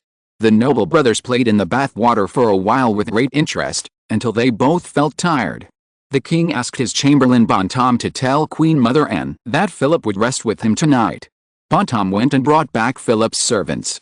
The king looked at him and said, "Is your mother still awake?" Bontemps hesitated for a moment, because he not only saw Queen Mother Anne, but also Cardinal Mazarin, but he didn't know whether he should let the king know. Fortunately, His Majesty the King didn't care too much about this matter. He waved his hand, and Bontemps came forward and pulled the curtains in front of the bed for the king and his brother. In fact, Queen Mother Anne and Cardinal Mazarin had no private relationship. The reason they were still in the same room so late was because Charles, Duke of Cornwall, the son and heir of King Charles I of England, was about to come to Paris. "But he is a Protestant," said Queen Mother Anne. "Also a king," said the cardinal, and the scene was quite funny, because a bishop did not care about faith, and a queen mother was pious enough, although he has not yet been officially crowned. "Then we shouldn't call him that," Anne said. "We should probably refuse him entry into Paris. He will be full of hatred." "So what?" Anne said angrily. "If Mary is not my husband's sister, I don't want to care about them either." The bishop thought for a moment and said, "Well, Your Majesty, let's wait until tomorrow and ask the king what he thinks." Anne raised her eyebrows in surprise, but she said nothing, just nodded. Chapter 12: A King's Position. Louis smiled when he heard the question. He looked at Bishop Mazarin. "Monsieur," he asked humbly, "who do you say I am?" "Louis XIV, Mazarin replied, although he had no idea why Louis asked the question. "His Majesty the King of France and Navarre." Then Louis turned to Queen Mother Anne. "So, Mother," he repeated the previous question, "who am I?" If it were any other time, Anne would have answered, "You are my dear little Louis," but since Bishop Mazarin had set the correct example, she followed up with, "You are the King of France and Navarre." Louis nodded and asked all the people present who were qualified to be in the room. Not many, but they were all trustworthy ministers who had to be relied on to deal with the matter. Everyone answered, "You are His Majesty the King." Louis then leaned back in his chair and continued to ask, "Then who is Charles, Duke of Cornwall's father, and who will he be in the future?" The room suddenly became quiet.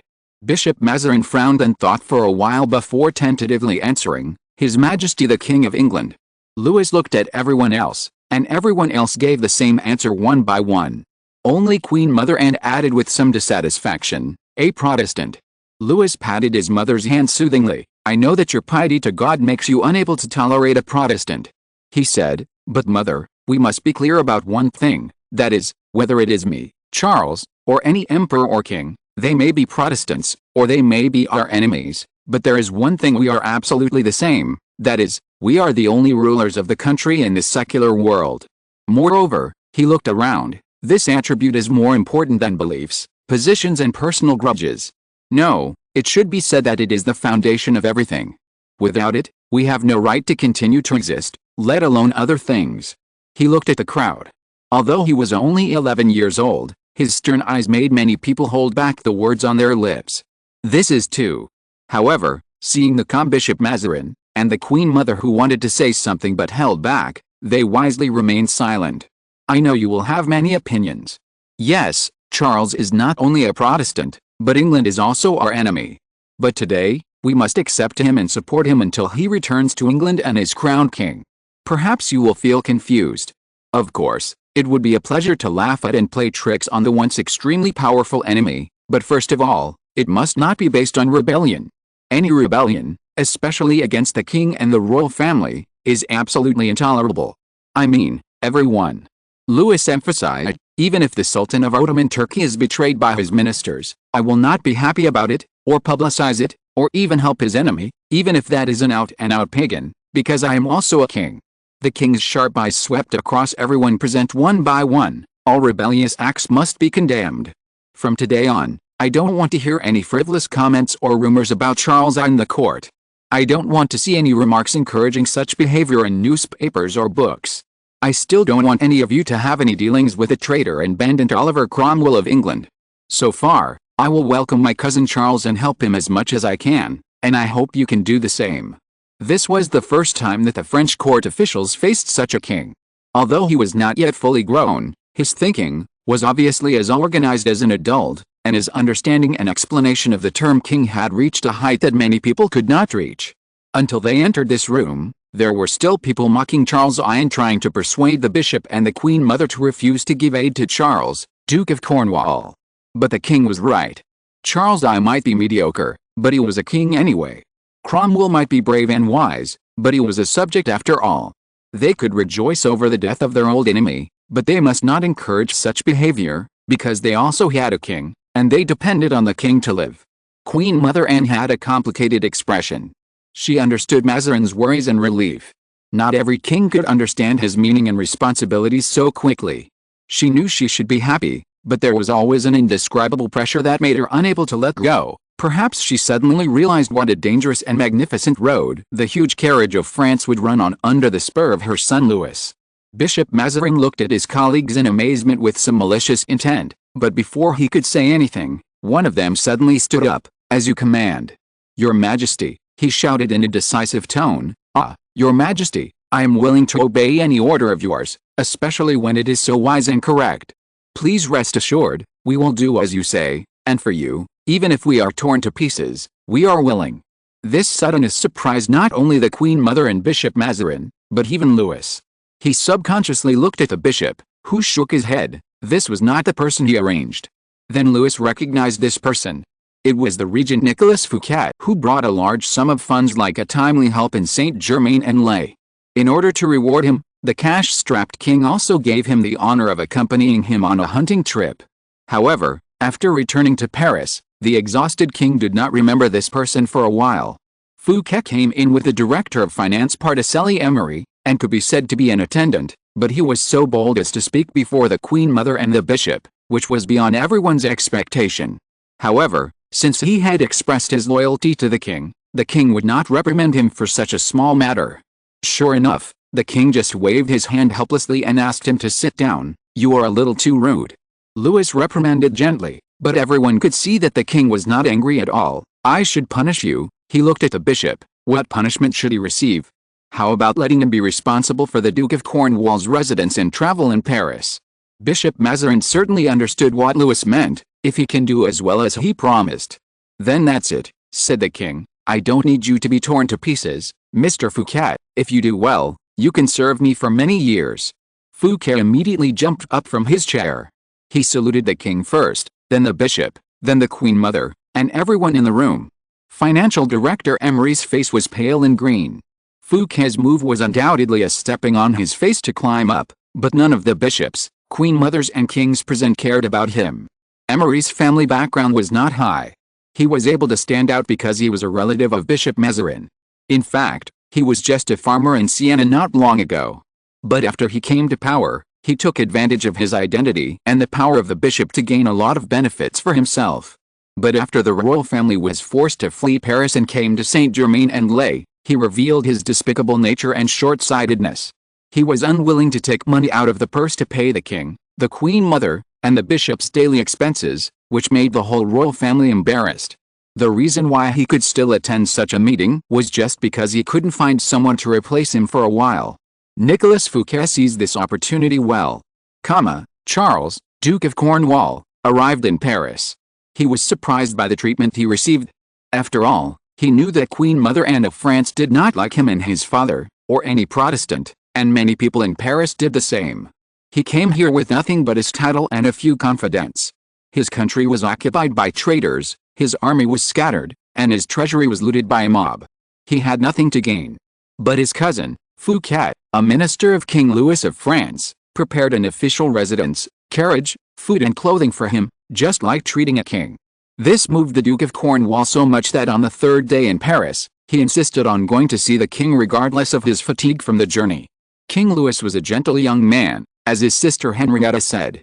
They talked for a long time, and even at mealtime, They were reluctant to separate until they had to go to bed. The entire audience ceremony was impeccable, except for a maid beside the Duke of Cornwall who suddenly screamed and fainted when she saw the hideous wolf skin, a gift from Prince Condé. Chapter 13 The Crooked Duchess of Montpensier. This little twist did not attract much attention. Some people only laughed at the Duke of Cornwall's maid for being too timid and fragile. However, Louis later saw this maid next to Princess Henrietta, because she fell at the king's feet at the time, so he still had some impression of her. This lady was not much older than Mary, but had a slender figure and melancholy temperament that only adults had. Her appearance was not very outstanding, but her dark chestnut curly hair was beautiful. Although she was still very young, she was much better than the naive and naughty Marie Mancini in serving the nobles, and she also knew how to please others. Henrietta did not like her at first, because people always whispered that her fainting in front of the king was an extremely rude behavior. Some people also suspected that she was deliberately sensationalizing to attract the king's attention. Moreover, she was sent to Henrietta by the Duke of Cornwall, and it was hard to say whether there was any intention to expel this maid. Henrietta was still very young, but she also knew that this maid was not liked by her brother, but after a few days, Henrietta was willing to let her stay with her, so Louis met her several times, but the king did not like this child very much, not because of the previous rudeness, but because she was really too unlike a child. Although His Majesty the King repeatedly stated that he would treat the Duke of Cornwall as he treated himself, Charles was still an outsider or even an enemy in the eyes of many French people. Moreover, his request made the bishop and the Queen Mother feel embarrassed. After all, the French royal family at that time could not give him the army or funds to restore the country. They themselves were in a precarious position. Gaston, Duke of Orleans, refused the king's edict and remained in the territory of his daughter, the Duchess of Montpensier. He only sent his daughter, who was called the Grand Princess, to Paris as a hostage or a substitute to appease the royal family. We have said before that Prince Gaston's first marriage was forced by Cardinal Richelieu and his mother Marie de Medici. Although this Bourbon, collateral, lady brought a generous dowry, namely Montpensier, he was still full of disgust for her. This disgust even extended to their daughter. Although the princess was full of admiration for this irresponsible father, he not only never cared for this poor child, but also constantly interfered and intervened after she inherited her mother Montpensier's territory. Now he sent her to Paris. Everyone knows that Paris is now like purgatory, and it is hard to say whether there is real and terrible malice in it. Queen Mother and did have some sympathy for the Duchess of Montparnasse. After all, the Duke of Orleans married Marguerite Lorraine, the sister of the Duke of Lorraine, in 1632. The Duchess of Montparnasse, who was only 5 years old at the time, was abandoned in the court of Paris. The Duke of Orleans never mentioned taking her back, as if he didn't have this daughter at all, until Louis XIV died and forced him to take his daughter back. The Duchess of Montparnasse's life in the court was very difficult in those years, because everyone knew that she was the daughter of a traitor. The rebellious heart of the Duke of Orleans, Gaston, was simply beyond words, and he never bothered to hide it, and of course he didn't care how much malicious treatment his daughter would receive. Fortunately, Queen Mother Anne did not have any children at that time, and the young Duchess could not help but arouse her motherly love. This feeling lasted until the Duchess left the court. Some people also said that Louis XIV once wanted to match the newborn Dauphin Louis with the Duchess of Montpensier, because the Duchess of Montpensier once stood by the cradle of little Louis and jokingly called him my little husband. However, it is also possible that this is the reason why the Duchess of Montparnasse was forcibly expelled from the court, although Louis XIV just smiled at that time. Louis was born in 1638 and the Duchess of Montparnasse was born in 1627. The difference between the two is 11 years. If age is secondary, then the father of the Duchess of Montparnasse has reached the point where Louis XIV is extremely annoyed. He would never let his son marry the daughter of the Duke of Orleans. What's more, the Duchess of Montparnasse has nothing except the territory inherited from her mother. According to the Salic law of succession, the title and land of the Duke of Orleans will only be left to his son Jean. In case Jean dies young, the heir will become Louis XIV's second son Philip. The Duchess of Montparnasse was only 16 when she left the court. Now she is 22. It stands to reason that a girl of this age should have married and had children long ago, but her father, the Duke of Orleans, regarded Montparnasse as his own territory and would not allow her to marry with the territory. After leaving the court, she rarely saw a suitable suitor. The Queen Mother, who had such a compassionate heart, was angry at the Duke of Orleans' inaction, but she was also prepared to find a sincere and satisfactory husband for the Duchess of Montparnasse in the court. Of course, there was also a bit of transaction and self-interest in it, but for the Duchess of Montparnasse, this was really a great opportunity. Everyone thought so.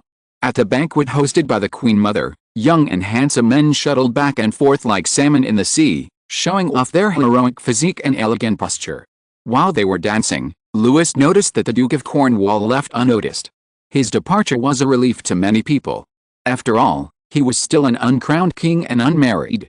He had great competitiveness in marrying the Duchess of Montparnasse. His only shortcoming was that he still maintained his Protestant beliefs, which made many people in the French court dissatisfied. His mother and sister both advised him to convert, but he never wavered.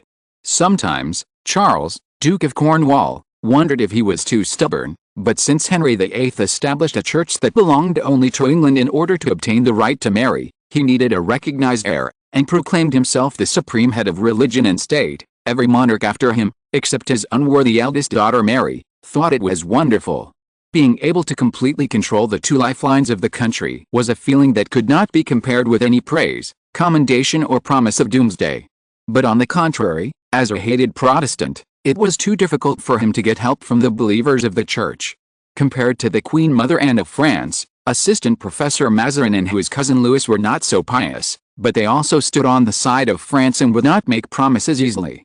The Duke of Cornwall intended to marry his sister Henrietta to Louis, but unfortunately his mother said that the Queen Mother Anne and Bishop Mazarin would never see this marriage come to fruition, and both Louis and Henrietta were too young, and no one knew what would happen in the few years when the marriage could not be completed, and Henrietta had no way to influence Louis's judgment with her own ideas. It was good enough for her not to be influenced by others now. The Duke of Cornwall's ministers wanted him to marry the Duchess of Montparnasse, but Charles did not think that the Duchess of Montparnasse was a suitable match. Regardless of her status, this 22-year-old woman was a little stupid. She had been away from the court for 5 years, and during these 5 years she might have listened to a lot of slander about the Queen Mother or the Bishop. At the banquet just now, she mentioned her father, Gaston, the Duke of Orleans, who was the least favored by the court, more than once with admiration, which made the Queen Mother Anne's attitude obviously cold. Looking at the others, Bishop Mazarin looked gloomy, King Louis looked unhappy, and the bored brother Philip broke every flower he could touch. The only one who was willing to curry favor with the princess was the Prince of Condé. It was nonsense to say that he had any affection for Gaston, Duke of Orleans. But ever since the royal family returned to Paris, he had been expecting to be rewarded in proportion to his merits. For Queen Mother Anne and Bishop Mazarin, the rewards were too greedy. Their memories were not that bad. The Prince of Condé's actions in Saint-Germain-en-Laye had destroyed the royal family's trust in him. After returning to Paris, the Prince of Condé not only always complained about the royal family's ingratitude, but also constantly mocked Gaston. He played with Queen Mother Anne and Bishop Mazarin. He openly instigated a marquis to pursue the Queen Mother, and during dinner, he asked the Queen Mother why she did not reply to that loyal and respectable man in order to humiliate the Queen Mother and the Bishop. He always believed that the two had an affair. In his letter to Bishop Mazarin, he called the powerful minister the most famous gentleman. He also shamelessly asked for a cardinal's red hat for his younger brother, Prince of Conti, who played a major role in the previous rebellion. Such a request would of course be rejected. The Prince of Condé became increasingly dissatisfied, so he did not hesitate to take advantage of the words of the eldest princess to wantonly slander and curse the royal family, and worshipped a traitor like the Duke of Gaston as a saint. The Duchess of Montparnasse was smiling and dancing with the Prince of Condé, regardless of the Queen Mother's expression. People said that if the Prince of Condé had not been forced to marry Richelieu's niece before, he would definitely be the husband of the Duchess of Montparnasse. It was also because of this that Charles, Duke of Cornwall, thought that this woman was really stupid. She should have found a husband who could help her gain a foothold in Montparnasse or in the French court. The former could allow her to get rid of her father with ulterior motives, and the latter could make up for her vacant time in the court. But she did not choose any of them, but chose a married man who was coldly treated and hated by the entire court like her father. Even the Duke of Cornwall would not be happy to see such a lady-in-waiting or maid in his court, let alone a wife. However, the Duchess of Montparnasse would not choose a husband who lived in danger every day and depended on others. The Duke of Cornwall laughed at himself sharply in the darkness. "This is not like you. The voice in the corner said so. A black shadow at least 3 times the size of an adult man stood up from the corner cabinet. If there were anyone else in the room at this time, they would be scared to death, because it was a huge gray wolf, and its eyes emitted a bright blue light in the dim light. The latest novel is published first on Liu 9 Shuba. Chapter 14, Mr. Clayland the Werewolf. Uncle Clarin, the Duke of Cornwall, called out in a low voice, "Why are you here?" "They asked me to come find you," said the giant wolf. Its voice was lower than a human voice, with some hissing breaths. "Your Highness. Is it that group of Scottish Presbyterians?" Charles said, "I don't trust them." "You don't have to trust them, you just have to use them," the giant wolf said. "The most important thing for you now is to hold the coronation ceremony and become king. I'm still mourning my father. Believe me, the best way to mourn is to hang all the rebels in the square. Of course, if you are sure, you can also pull out their intestines. All thugs who dare to assassinate the king should suffer such a fate, even Cromwell should be no exception." "Of course," Charles said, "but now, you see, I don't even have a horse to let me leave Paris." "Did you ask Queen Mother Anne for help?" "Yes." "What about Bishop Mazarin?" "Yes." "Don't they want to let you go?" "This is exactly what I fear the most. It is said that they are in contact with the rebels' envoys. I don't know if they will reach an agreement." "Then go and ask King Louis of France for help." "He is still a child, Uncle Clarin." "Precisely because he is a child, there may still be a ray of precious light in him." The giant wolf said, "Also, don't call me Uncle Clarin anymore. Don't forget that the surface world and the inner world are not connected. Those who cross over without authorization will be punished and attacked by both worlds." "In that case," Charlie said after a moment of silence, "Mr. Clarin, I'll try." The giant wolf nodded and stood up. His body shape changed in an instant, shrinking and lengthening. The wolf's long snout retracted, the hair retracted into the flesh, and the bones and muscles were creaking. It was not the first time Charlie saw it, but he still couldn't help feeling a vague pain. When Clarin had finished his transformation, there was only an ordinary man with a resolute face and a tall stature standing there. If there was a third person in the room, they would have found that he was somewhat similar to Charlie of Cornwall. This was not surprising, because the Serbian werewolves originally migrated from England. This can be traced back to 1216 AD, when King John Clarin of England was poisoned by a wizard and died. The poison contained wolf's head grass, which means that the poisoned person will eventually turn into a werewolf. Soon after, someone heard a constant stream of miserable and terrifying howling coming from the king's tomb. The frightened people decided to drag the king's body out of the tomb and perform an exorcism ceremony. The ceremony was held, but the result was not satisfactory. Although the new king at that time repeatedly insisted that his father had been laid to rest, some people later saw a werewolf wearing a crown and a golden crown wandering in the forest. Charles could understand why the new king did this, because according to the tacit agreement between the inner world and the outer world, the werewolves, vampires or wizards in the inner world were not allowed to interfere in the secular government. Similarly, the people in the inner world were not ruled by the king or emperor of the outer world. If the new king dared to admit that the werewolf was his father, he would either be deprived of his position as heir by the church and the princes, or die under the continuous attacks of the inner world. Even his father, who became a werewolf, could not escape. Perhaps King John Lakeland, who became a werewolf, also noticed it. He not only left England and settled in Serbia, but also gave up his original surname and changed it to Clarin, which is the origin of the Serbian werewolf. The Duke of Cornwall watched Clarin put on his guard's clothes piece by piece. "So, what about those werewolves who attacked Louis?" Clarin's hand, which was buttoning his clothes, paused slightly. "They are for you and your father," he said. "It is said that they can get a very generous reward." The Duke of Cornwall pursed his lips. He felt sad for those werewolves. They could be said to be all his relatives, and compared to those unruly princes, those wavering ministers, and the greedy priests, the Serbian werewolves could be said to have exhausted their last bit of effort for their father and son. Now Uncle Clarin is still mediating and raising funds for him, and even risking the possibility of being discovered to sneak into Paris. A werewolf attack on the king had just happened here, and the church might still have ascetics and paladins stationed in unknown places. "Your Highness." What?" Charlie looked up. "What?" "Sorry, I was a little distracted just now. My daughter Louise." Charlie shook his head. "Nothing, she is still a child," he said. "Of course she would be scared when she sees a wolf skin with a wolf head." No one doubts her. "I think you'd better let me take her away," said Clarin. "I hope you don't mind," Charlie sighed. "Your current situation is not suitable for a girl of 5 or 6 years old. The war between you and the Hungarian werewolves is not over yet. It's safest to leave her with my sister. At least the King of France has not been caught and beheaded." Clarin hesitated. "Okay, if you think this is feasible." "She's a good girl," Charlie comforted him. "We all like her very much, and she will be the best companion for Henrietta." "I hope so," said Clarin. If you're listening to this novel on a channel other than Fanfic World, it means they downloaded and uploaded it without effort. We cordially invite you to visit our channel, Mundo Fanfic Novelis. There you'll find the original version of this story, and you can explore many other novels of various genres. We're waiting for you to immerse yourself in a world of incredible novels. Chapter 15, Mr. Clayland, the Unlucky Werewolf.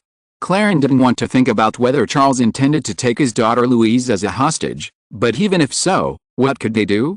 Although the Duke of Cornwall affectionately called him Uncle Clarin, there was almost no blood relationship between them. His Majesty King John Clarin was the third king of the Plantagenet dynasty, followed by the Lancaster dynasty and the York dynasty, the Tudor dynasty after the York dynasty, the Stuart dynasty after the Tudor dynasty, and Charles I was the second king of the Stuart dynasty.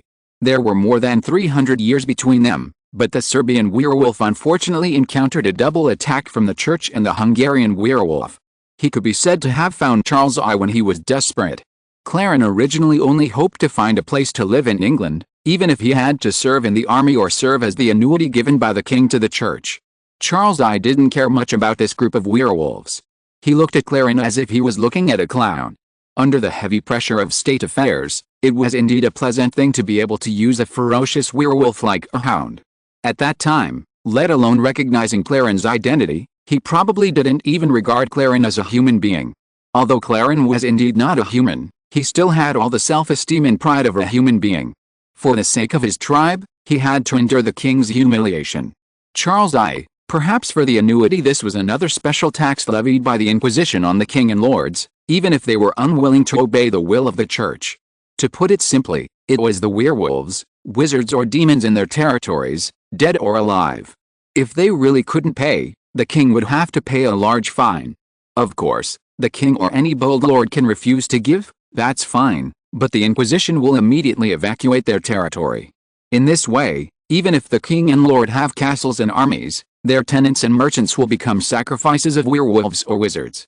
For the werewolves, expelling the old and weak werewolves once a year, or forcing them to die voluntarily, is also a way to solve two difficult problems. It can reduce the consumption of the tribe and meet the lord's demand for werewolf fur. The Serbian werewolves have actually fallen apart. Clarin was once a strong and intelligent leader, but the bad thing is that he is too indecisive. Of course, a better way to say it is that he values feelings too much. He always tries his best to save every member of the tribe, but everyone knows that this is impossible, especially those young and strong werewolves. They are not yet in need of others' mercy. They are particularly dissatisfied with Clarin's approach. They either want to compete for the position of leader or leave alone, or in groups of 3 or 5. But what would happen to a werewolf who left the pack and lost its protection? The wolfskin that was stepped on by King Louis of France gave the best answer. Clarin had also seen the wolfskin. In fact, he could smell the scent of his nephew who had left not long ago. To be honest, this young werewolf did not hate Clarin and the old and weak werewolves as much as the other werewolves who left. He just did not want to die with this pack that was heading towards extinction, but he did not expect that he would be the first to die. Therefore, the death of Charles I became the only turning point for the Serbian werewolves. Compared with the cunning Charles I, his son, little Charlie, was just a young man, not cold enough, and a little naive. He did not even question why Clarin did not save his father. Clarin must admit that he watched Charles I being sent to the guillotine with pleasure, but he did not want to go to Cromwell. The protector of the country was a Puritan, that is, he hated werewolves, wizards, or people and things related to the devil, and he would never cooperate with a werewolf. So Clarin chose little Charlie. When little Charlie almost died, he and his people rescued the king's son, the heir to the throne of England in time. Little Charlie believed what he said, which is why he called him Uncle Clarin. He also specially asked Clarin's daughter to be his maid, and then his sister's female companion. The benevolent prince said that this was the treatment that a princess deserved. Alice, Princess, Clarence could swear to his ancestors that he had no such idea. He just wanted a small but quiet forest that would allow him and his more than 100 people to spend the rest of his life in peace. But that was all for the future. Clarence counted a list of people who were willing to support the Duke of Cornwall's ascension to the throne in his mind, while estimating how much actual support he could get.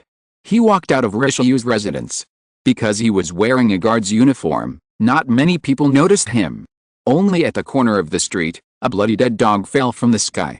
If he was just an ordinary guard, he would be hidden and his clothes would be dirty, but Clarence was a werewolf. When he smelled the strong smell of blood, he became alert. The dead dog fell 3 or 4 feet away from him, and its intestines burst out from its intentionally cut abdomen, a mess, and a foul smell. Clarence heard someone laughing, and someone else mocking someone for having a bad aim. When he was in England, he heard that the common people in Paris, France, liked to throw dead cats and dogs, or anything dead and inedible, at the nobles or royal guards. It seemed to be true. As he walked, he pressed his nose with a keen sense of smell. The streets of Paris were really dirty. The ground he stepped on was not stone or soil. What was it? Feces. Feces of horses, cows, cats, dogs, and people. Animals urinated and defecated everywhere, and people left feces in buckets. Housewives or apprentices would carry the bucket every morning, shouting attention, and dumping everything in the bucket on the street. This was also why pedestrians would try to stay away from houses, or when men and women were traveling together, men would humbly let women sit close to the wall, one to avoid collisions with carriages, and the other to bravely leave the possible golden opportunities for themselves. No one would clean up the feces, and there was no way to clean them up. So after years of repeated trampling by people, horses, and wheels, and after being exposed to the sun and washed by rain, the residue left behind naturally became the new road surface. Brelan was not walking on the road, but on the feces, which made him miss the forests of Serbia even more intensely. When he turned the last corner and was about to leave the Richelieu Palace behind, Brelan almost subconsciously cast a last glance at this elegant building. At this moment, the werewolf's sharp vision allowed him to see a boy standing in front of a window with curtains embroidered with lilies on both sides, looking at the street with a solemn expression. For a moment he didn't think of the identity of this person, but he soon guessed it, because the Duke of Anjou, who was about the same age as the boy, still wore a skirt. Brelan hesitated for a moment, but he finally took off his hat, pressed it to his chest, and bowed deeply to the young king. Chapter 16 Games and the Kitchen. Louis only saw a man dressed as a guard bowing to him, but he couldn't see the person so far away. Although the other party might not be able to see him, the young king still nodded slightly to him to express his gratitude. "What are you looking at?" Marie shouted. "Your Majesty, why don't you play with us?" Today, the children almost all stayed in this largest room. There was plenty of sunlight and good ventilation here, which was just right for them to play games. Although Louis still liked reading books the most, Queen Mother Anne would occasionally drive him out of the study and let him play games, cards, etc. If he was still in Saint-Germain-en-Laye, Louis could at least go riding and hunting, but in Paris, he could only stay in his room or the small courtyard, staring at the fountain in a daze. He was called the King of France, but he was almost like a prisoner. Sometimes Louis really wished he was a 10-year-old child who could cry and make a fuss without being cared for. "Come on." It was Marie who urged again, and it was the prince's brother Philip who kept shouting too rude on the side. Marie was probably the bravest girl Louis had ever seen, and even the bravest of all the children, not only because she could face the werewolf without changing her expression and give a sharp counterattack, but also because she obviously despised all authority, from her uncle Cardinal Mazarin, to King Louis, and his brother Philippe. She was the only one who dared to treat Louis as an ordinary person and yell at him without any scruples. Philippe had a fight with her because of this, but sorry, although they were close in age, girls were always one step faster than boys in development, so this time it was Philippe who was beaten. For this, Louis had to give up the right to share the bed for a whole week, and for this he had a long talk with Philippe. He indulged Marie for many reasons. In addition to Marie being the niece of Bishop Mazarin, Marie had saved his life and the life of Queen Mother Anne, who was also Philippe's mother, so Philippe should be grateful to her. As for Mary's lack of education, Louis maliciously gave this task to Philip, so Philip took on the role of Mary's etiquette teacher. Although Mary was not interested, at least they did not fight again. "Be quiet," Louis walked over helplessly. "Be quiet, Mary, the whole room is filled with your voice. This is not the behavior of a lady. I am not a lady, Mary said, I am a witch. Oh, please stop saying such terrible things, Henrietta said on the side. She didn't know that Mary was really a witch, but her age meant that she could not know the true relationship between the court and wizards. All she knew about wizards and witches came from the sensational rumors of the maids. Witches are all burned to death. That won't be me, Mary shrugged. I will become an unprecedentedly powerful witch, just like Vivian. Who is Vivian? Louis asked. Merlin's apprentice, or his lover, is said to have taught her all his magic, Mary said, and in the end, Merlin died under her spell. Did Merlin really exist? Louis said, I always thought he was a legendary figure. Maybe, Mary said casually, it doesn't matter, I say, can we start? They were playing 4-player cards. At that time, cards were already very exquisite and popular, but for Henrietta, it was still a little strange, because for the Puritans in England, they were like the devil and would only bring depravity, and the church did not have a good impression of it.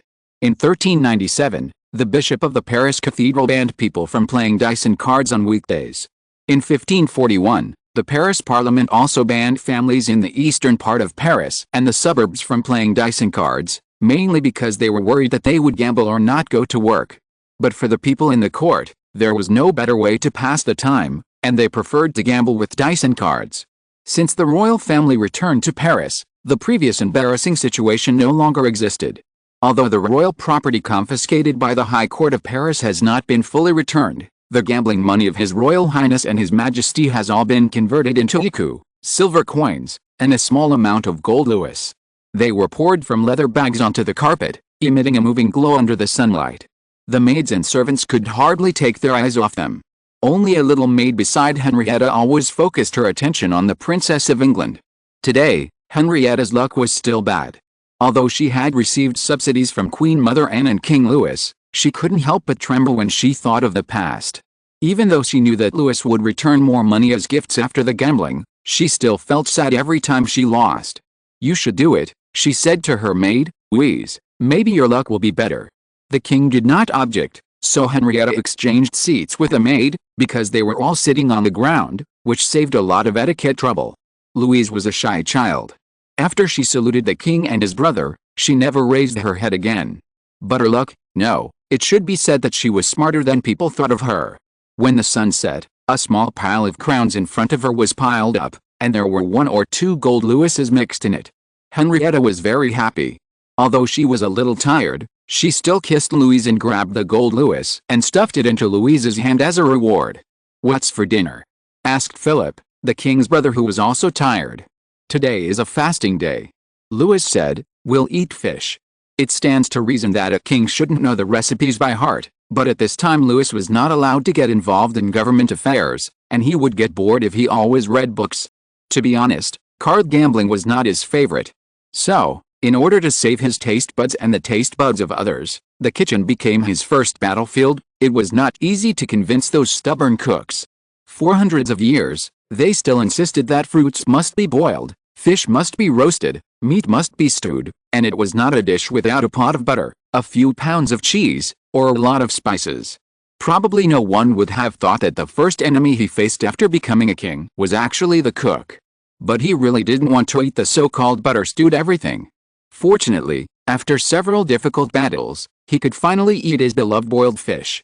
The bishop and the queen mother also liked it, but they only tasted it briefly because at that time, peppers were still considered exciting. Mazarin was a priest who had vowed chastity, and the queen mother was a widow, so this dish was a bit inappropriate for them.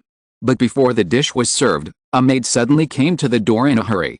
She said a few words to the guard, who said a few words to the butler Bonhomme, who said a few words to the queen mother's maid, who said a few words to the queen mother's maid. In short, Louis saw this sentence being passed on by several people before it reached him. It turned out that someone said that a Mr. Brelan suddenly rushed into the Richelieu residence. Although he was wearing the clothes of a guard, after careful investigation, they found that there was no such person. When they were about to expel him, Mr. Brelan claimed that he was hired by the king. Chapter 17 Middle Finger and Ring Finger. Mr. Brelan, who had left Richelieu as a respectable man in neat and well-dressed clothes, returned in a state of disgrace, with his boots missing, his sleeves alone, the buttons of his coat orphaned, and blood and dirt all over his lapels and shirt collars. He would not have been allowed to see the king, but Louis simply stood at the window and ordered Bonhomme to bring him up, because he recognized the gentleman who had saluted him at the corner of the street. Bonhomme and several servants washed Mr. Braelin's face and hands, changed him into clean clothes, and then brought him to the king. "Ah, it's you," said the king. "I saw you saluting me on the street corner, sir. You said I hired you, but I don't seem to remember this." Braelin was a little uneasy at first, but seeing Louis being so kind, he calmed down a lot. "Excuse me, Your Majesty," he said, "I remembered it wrongly. I was not hired by you, but by your relative, the Duke of Cornwall in England. He has several confidants left in Ireland and asked me to bring him a letter. So have you completed the job, or not?" "It has been completed, Your Majesty," said Clarin, "but Your Majesty, I encountered terrible things not far from you and had to flee back to seek your asylum." "This is Paris," said Louis. "It's my territory, sir. If you are indeed a loyal subordinate of the Duke of Cornwall, I would be willing to give you some help, but can I know what happened?" Clarin looked around and Louis nodded, so Bonhomme and some servants retreated, but there were still 6 reliable musketeers and Marie who did not leave. "I met a vampire, Your Majesty," Braelin said. Speaking of which, Braeland was also unlucky. As a werewolf, he could run much faster than the best Sarah France horse, so he never relied on horses on land. Today, he planned to walk out of Paris first, then take off his clothes in the forest, turn into a werewolf, and rush back to the port. Who knew that the originally smooth road was blocked by a burning carriage, and some opponents of the king were shouting hysterically and almost blasphemous words there. He didn't want to conflict with those irrational mobs, so he turned and walked towards a dark street. In this street without sunlight, a man wearing a wide-brimmed hat was snuggling closely with a famous lady. The narrow alley was occupied by their tightly entangled bodies. Braeland hesitated for a while, sighed, and decided to change another way. "Sir," the man whose face was almost covered by a wide-brimmed hat said first, "are you going to pass by here?" He said kindly, "Oh, this is our fault. I hope you can forgive us. Love always makes people blind, but we have opened our eyes now. Please, please, we will make way for you. Don't waste your time." Braeland really didn't want to waste more time.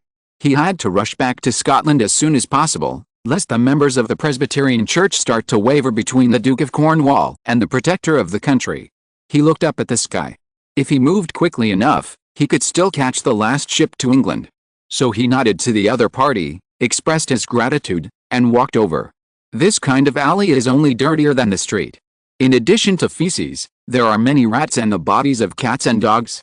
I don't know who threw the entrails of sea fish here, and the smell is disgusting. Braeland couldn't help holding his breath. The werewolf's keen sense of smell almost split his head. He leaned sideways and walked past a couple. Just as they passed each other, Braeland touched the woman's hand hanging beside him, cold and stiff, without a trace of life. The werewolf turned his head in astonishment. A deformed face quickly expanded in his field of vision, and sharp fangs stretched out from the cracked lips. A vampire who dared to come out to hunt in the daytime, this thought flashed through Braeland's mind. The stench of the alley paralyzed his perception of the smell of blood, but for the vampire, his true identity was probably exposed long ago. They immediately wrestled together. The power of vampires was not as good as that of werewolves, but Braeland did not dare to transform into a werewolf directly in the Paris neighborhood, which put him at a disadvantage. At this time, I don't know whether it was lucky or unfortunate, a girl walked into the alley, she found the dead woman, and immediately screamed. More people came, and the vampire's face was so twisted like a hairless bat that no one would mistake him for a human. The vampire was immediately flustered and wanted to escape, but Braeland seized the opportunity and dragged him directly into the sun. He immediately burned and turned into ashes in his wailing. The problem is that at this time, the priests and ascetics of the Inquisition, who Braeland least wanted to see, arrived. The Inquisition had an army that belonged only to them. These soldiers blocked Braeland's block, and even arranged people on the roof, and then they began to examine the people in the block one by one. This is a routine operation of the Church and the Inquisition. Once a vampire or a werewolf appears in a certain place, the area must be cleaned up like a comb several times, and such cleaning is indeed quite effective. When he saw the priests checking everyone's fingers under the protection of the soldiers, Braeland knew that something was wrong. Although only vampires appeared here, the Church was not exempt from the suspicion of werewolves. Werewolves from different countries and regions certainly have their own characteristics, but they have one thing in common, that is, the middle finger and ring finger of each werewolf are the same length. Although it is difficult for anyone to notice this in normal times, the priests can immediately detect the clues by asking the person being examined to put their fingers together. Breland's hesitation outside the crowd had long been noticed by several vigilant monks. As soon as he turned and left, they chased him. "They may be wandering outside the door now," Breland said. "Stretch out your hand." Louis said. Breland had to stretch out his hand under the watchful eyes of the musketeers so that the king could see his hand clearly. His hand was indeed as he said, the middle finger and ring finger were the same length. "You are wrong, Mr. Breland," the king said. "The church and the Inquisition are very quick. They should be requesting an audience with Bishop Mazarin or me now." He looked at Mary. "Mary, I have a request for you now. I don't know if you can do it." The king quickly put forward his suggestion, and Mary immediately ran back to the room and brought a bottle of potion. "Drink it now," Louis said, "if you are willing to believe me." "Of course I am willing to believe you," Breland said. He had also observed Louis for several days. He said that the young French king was not the kind of person with bad morals that people often see. Even if he was unwilling to protect Breland, he would not lie to him. After the werewolf finished speaking, he drank the whole bottle of potion. A few minutes later, Bishop Mazarin, along with 2 black priests and 2 ascetics, came to the king and asked for permission to hunt a dangerous werewolf here. Louis agreed, but said, "Don't disturb my mother, my brother, and my guests." One of the priests immediately said that they would only take a look, recite a few prayers, and sprinkle some holy water, which would not only not disturb the Queen Mother, the Duke of Anjou, and the guests from England, but also bring them blessings. "That would be great," the king said. "Maybe you can even have dinner with us." The priest was even a little flattered. He thanked the king for his kind invitation. Although he and his colleagues probably couldn't get away from their heavy work for the time being, he had to praise the king's pious and generous heart.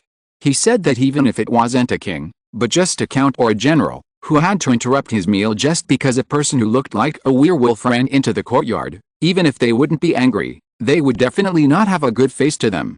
In this case, the priests and the ascetics could not be too ostentatious. They quickly walked through each room. Even the Queen Mother's bedroom was not spared. After all, they had to do this to avoid the royal family from encountering fatal dangers, but to their disappointment, the werewolf did not seem to be there. When checking the room of Bonton, the chief chamberlain, a monk saw a giant wolf and couldn't help shouting, but the giant wolf did not move, obviously dead. Bonton told them that this was a wolf skin presented to His Majesty by Prince Condé. It had been placed at the foot of the throne for many days, but because it scared a maid a while ago, the king ordered him to collect it and make it into a specimen and put it in his hunting hall in the future. The priests checked the giant wolf. Although its fur was still rich and thick, its eyes were dull and its body was stiff. It looked like it had been dead for a long time. The fact that Prince Condé owned a wolf skin was indeed registered in the court. They gave Bonton a few instructions and prepared to leave. At this moment, a priest suddenly stopped. "By the grace of God," he said with a smile, "we should not forget this." He took out holy water and sprinkled a few drops on Bonton and a few drops in the slightly opened mouth of the giant wolf. As soon as the holy water fell into the hideous mouth, a puff of smoke immediately rose. The priest stared at the giant wolf. It did not reflexively close its mouth, nor did its muscles twitch or its fur tighten. It was indeed dead, so they really walked away. It was not until noon the next day that the witch's fake death potion lost its effect. Breland fell to the ground and regained his human form, gasping for breath, his tongue bloody, but fortunately it was only a few drops of holy water, and he would recover soon. He hid in Richelieu Palace for several days until the monks of the Inquisition believed that the suspected werewolf might have escaped from Paris. He left under the cover of night, but his stay was not without gain. At least the Duke of Cornwall had obtained the support of King Louis of France. Although both the Netherlands and Spain had reached some kind of agreement with the traitor Cromwell, at least he could still get a strong supporter. Chapter 18: The departure of the Duke of Cornwall. Clarence left, and there was no news for several months. The Duke of Cornwall gradually became anxious from calm. Compared with Louis, he had less freedom and could hardly leave his room. All his English clothes were put away and replaced with French clothes, lest the French recognize his identity and do something irrational. There was no way around it. Britain and France have always been political and religious opponents. In recent decades, they have been economically constrained by each other. Both countries can be said to rely on trade to fill their treasuries to protect their domestic agriculture and industry. In India, they fought each other for cotton and textiles. In the north of the Atlantic, fish became their capital to show off their achievements, and in North America, the fur of wild animals became the object of their fuss. In West Africa, they plundered as many slaves as possible and sent them to work on the sugarcane plantations of the two countries in the West Indies. To what extent has this struggle become fierce? To put it simply, there is a small island in the Caribbean Sea, about 7 leagues long and only 2 leagues wide. On such a small island, the British and the French have fought more than 3 times to compete for its ownership.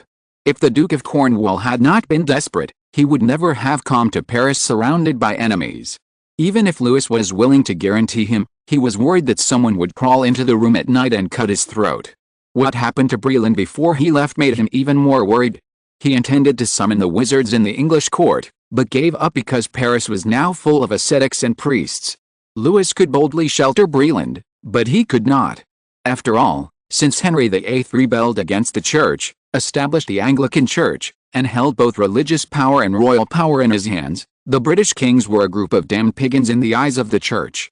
If it were not for fighting against those dark forces, even the Inquisition would have completely withdrawn from the British Isles after Henry VIII's religious reform. In order to calm the heart of the poor future king, Louis often invited him to dance, play cards and enjoy delicious food. In addition to dancing, the Duke of Cornwall did find a lot of fun in playing cards and enjoying delicious food, because Louis always lost to him when playing cards, that is, their previous agreement. Louis lost a total of about 4,000 gold louis to the Duke of Cornwall, enough for all his expenses on the way back to England. As for enjoying delicious food, the Duke of Cornwall's cheeks, which were round despite his gloomy face every day, said it all. If he said it, the young French king had committed at least 2 crimes, but who cares? Here he tasted many things he had never seen or heard before, and even those he was familiar with, because of the freshness of the ingredients and the exquisiteness of the ingredients, presented a different face. And he could feel that Louis' attitude towards him was completely from the heart, not pretending or pretending. He deeply felt the other party's kindness and only regretted that he could not repay it for the time being. Fortunately, before the severe winter enveloped the port, Breland finally returned to the Duke of Cornwall. He brought good news that the Scottish Presbyterians and some English nobles were willing to support Charles and support him to return to the country to ascend the throne. This made the Duke of Cornwall finally return to his original optimistic and cheerful appearance. At the card table, he even joked with Louis. "Your Majesty," he said, "I am of course grateful for your generous help, but if I repay you with money, it would be an insult to our deep affection. So, why don't you tell me, is there anything you need me to do? As long as I can do it, I will do my best to achieve it for you." "Well," Louis also said in a joking tone, "I may need a port, preferably one that is closer to Paris and closer to you, so that I can take a boat to see you at any time, and you can take a boat to see me at any time. If that's what you want." The Duke of Cornwall said generously, "Okay, I swear, I will repay my debt to you tenfold." There are no secrets in the palace. Queen Mother Anne and Bishop Mazarin heard about it, but they just laughed it off. After all, one was only an 11-year-old child, and the other was the crown prince in exile. Their fates were unpredictable, and no one knew how likely such jokes would become reality. The Duke of Cornwall left on the coldest day. When he left, he finally took off his French clothes and put on English clothes. He wrapped the beaver fur cloak given to him by Louis outside to avoid attracting attention. Breland and several guards as tall as him escorted the crown prince to leave. It is worth noting that these guards still did not ride horses this time. Charles' departure made Louis feel relieved, and then his attention began to turn to Paris, a chaotic and important city, at least very important to him now. Chapter 19 The ambitious Mr. Le Riviere. Paris was in chaos at this time, but as far as Louis knew, there were roughly the following people. At the top of course were the king, his younger brother and the queen mother, followed by nobles and princes such as Prince of Condé and Gaston, Duke of Orleans. Next to them were the cardinals, and those who were qualified to oppose the cardinals were the respectable marshals and generals, and then came the source of the rebellion, the members of the high court, the financiers and big lenders, and the regents hated by the former, then lawyers, ordinary priests and doctors, followed by stockbrokers, businessmen, and serving all of the above were painters, architects, sculptors, novelists, and below them were craftsmen, servants, the poor in the city and farmers outside the city. In addition, there are probably some people who make a living by serving the royal family and the nobility. They are like schools of fish following whales in the sea, feeding on the leftovers left over by those they serve. Specifically, they include private priests, clerks, butlers and stewards, policemen, agents, servants, cooks, handymen and coachmen, etc. In the previous Fronde movement, in addition to the private armies and guards of the princes and judges, the majority were Parisians, that is, people who should have been loyal to Louis. However, they were easily incited for a reason. Compared with those who were favored or reused by the king and were able to amass unlimited wealth and squander it, such as Richelieu, the common people in Paris have always been in an extremely difficult living environment. They not only have to bear heavy taxes, but also have to pay rent, water and bread, as well as some unexplainable expenses. The windows where they live have no glass and the doors are broken. Some people cook directly on the floor of the room. They often get sick and have no money to treat their illness. Some people can't even afford to marry a wife. Sometimes they have to wait for the landlord to collect rent, only to find that their tenants have died. In this painful life that can hardly see the end, there are still people who constantly put pressure on them. Although Louis cannot interfere in government affairs now, he still has some things he has heard about. For example, bread in Paris is now almost 20 sous a pound. Here we need to briefly mention the currency system in France in the mid-17th century. Livre and sou are both familiar terms, but they are not among the common currencies. They are just monetary units. 1 livre is about half a pound to 1 pound of silver, which is also equal to 20 sous. Therefore, most people in France in the 17th century used gold louis, large écu, small écu, denier and real. Gold louis, as the name suggests, is a gold coin.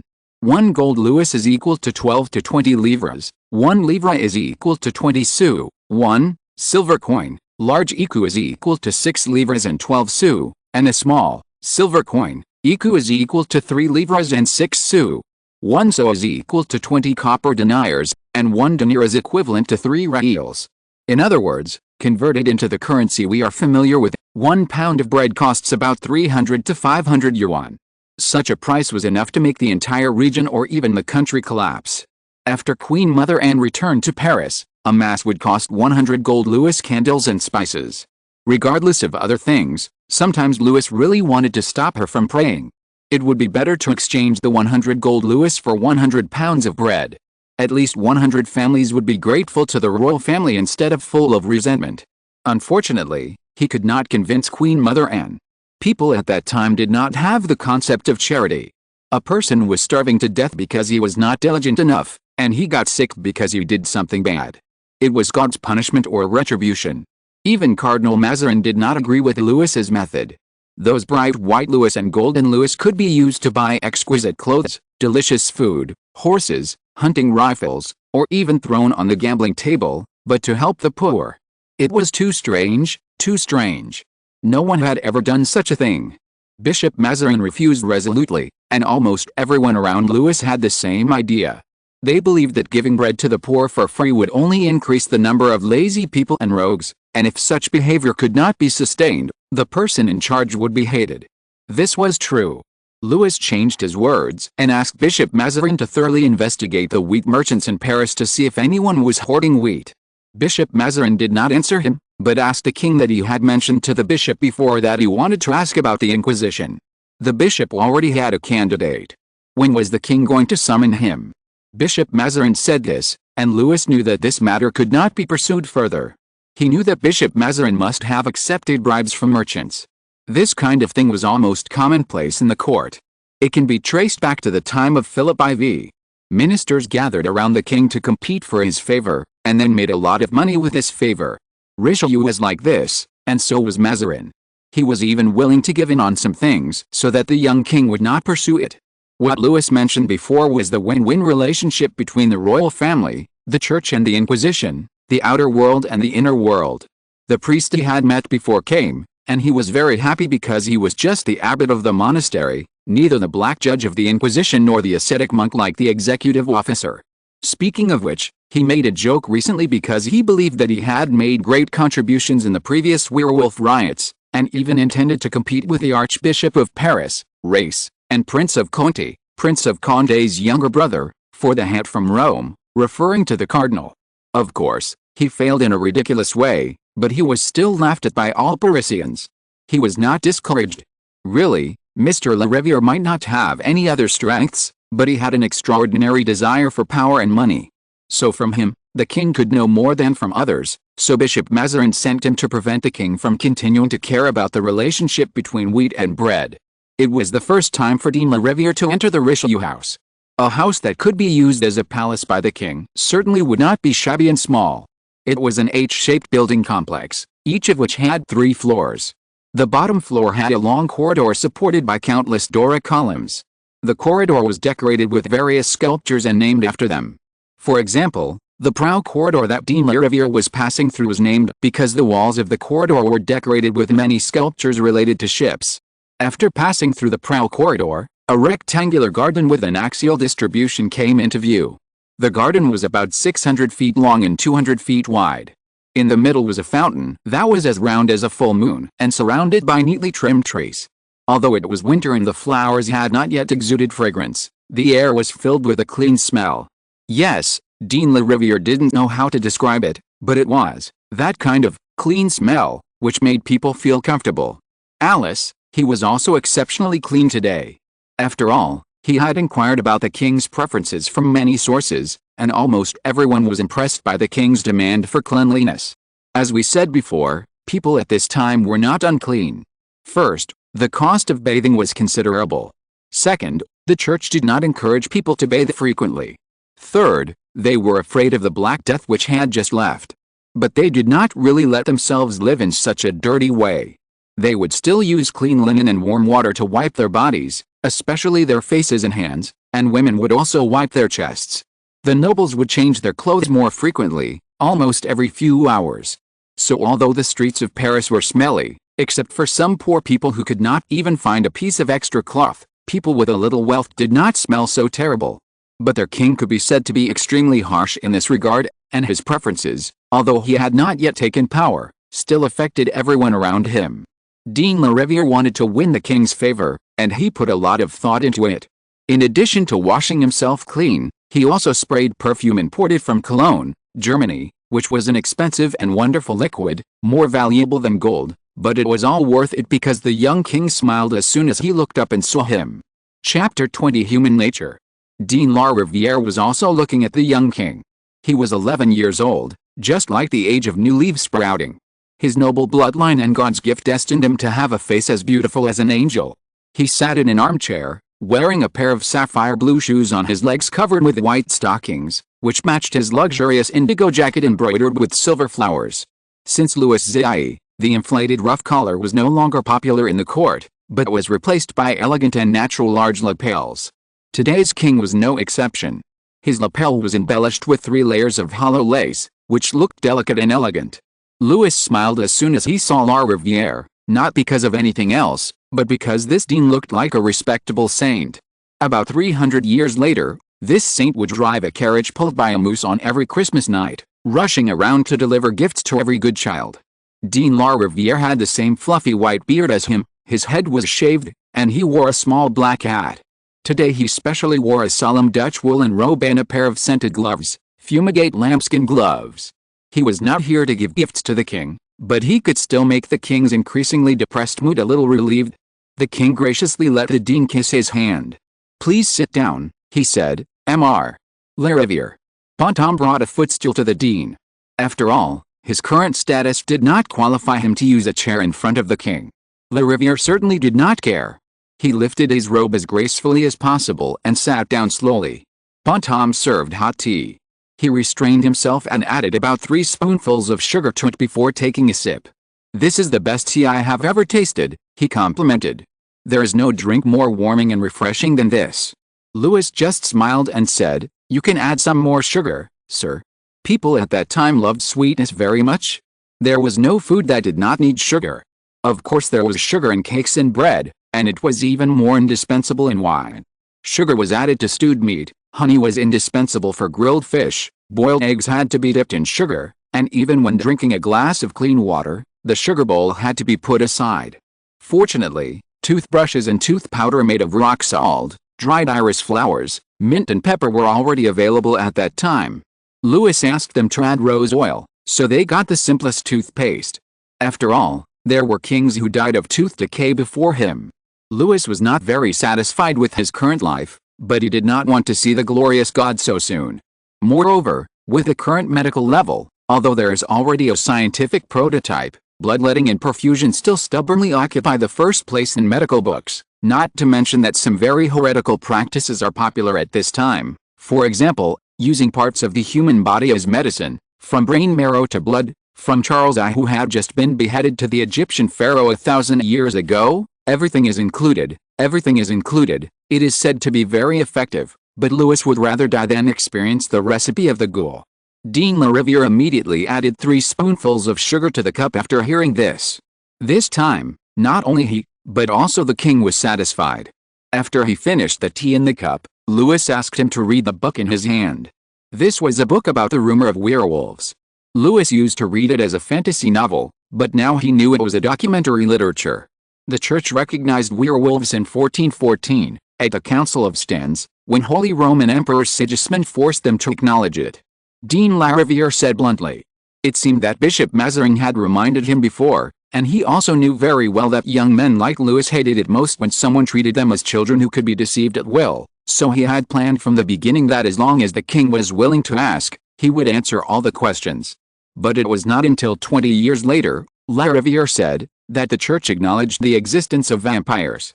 In fact, whether it is werewolves or vampires, their legends have continued for nearly 1,000 years. The king asked, why was the church reluctant to admit it? Because, Lariviere said, because, Your Majesty, the church actually has no way to deal with these dark creatures and devil's apostles. This sentence surprised Louis, but I saw that there were indeed priests and monks fighting against werewolves. Not only werewolves, but also vampires and wizards. Lariviere said, but that was not the church, it was another team with extraordinary powers. They were hidden in the other world before 1231 and were part of the other world. It was not until 1231 that Holy Father Gregory IX insisted on establishing the Inquisition in the name of the Dominican order, and they gradually moved from the backstage to the front stage. So they existed a long time ago. That's right, Your Majesty. Among the saints you have heard of, 3 out of 10 were once their members. It's just that they are people with weird ideas. Sometimes even the most open-minded pope cannot fully believe them. To put it simply, most of them are ascetics, so for the previous. Lariviere made a gesture that everyone understood. The Roman Church has many dissatisfactions, and Rome does not need such a group of people to come and point fingers at itself. Anyway, those people always regard it as their responsibility to eradicate dark creatures and wizards. Even if the church deliberately ignores and treats them coldly, they will not care very much. Your Majesty, if you ask me, they are a group of arrogant people. Except for God, no one is taken seriously by them. If you ask me from the bottom of my heart, I think that they are not much different from those werewolves and vampires. Then who made them decide to come out? You know Honorius III, this respectable Holy Father, he has done a lot for the church. In 1220, he crowned Frederick II of the Holy Roman Empire and allowed him to merge Sicily with the Holy Roman Empire.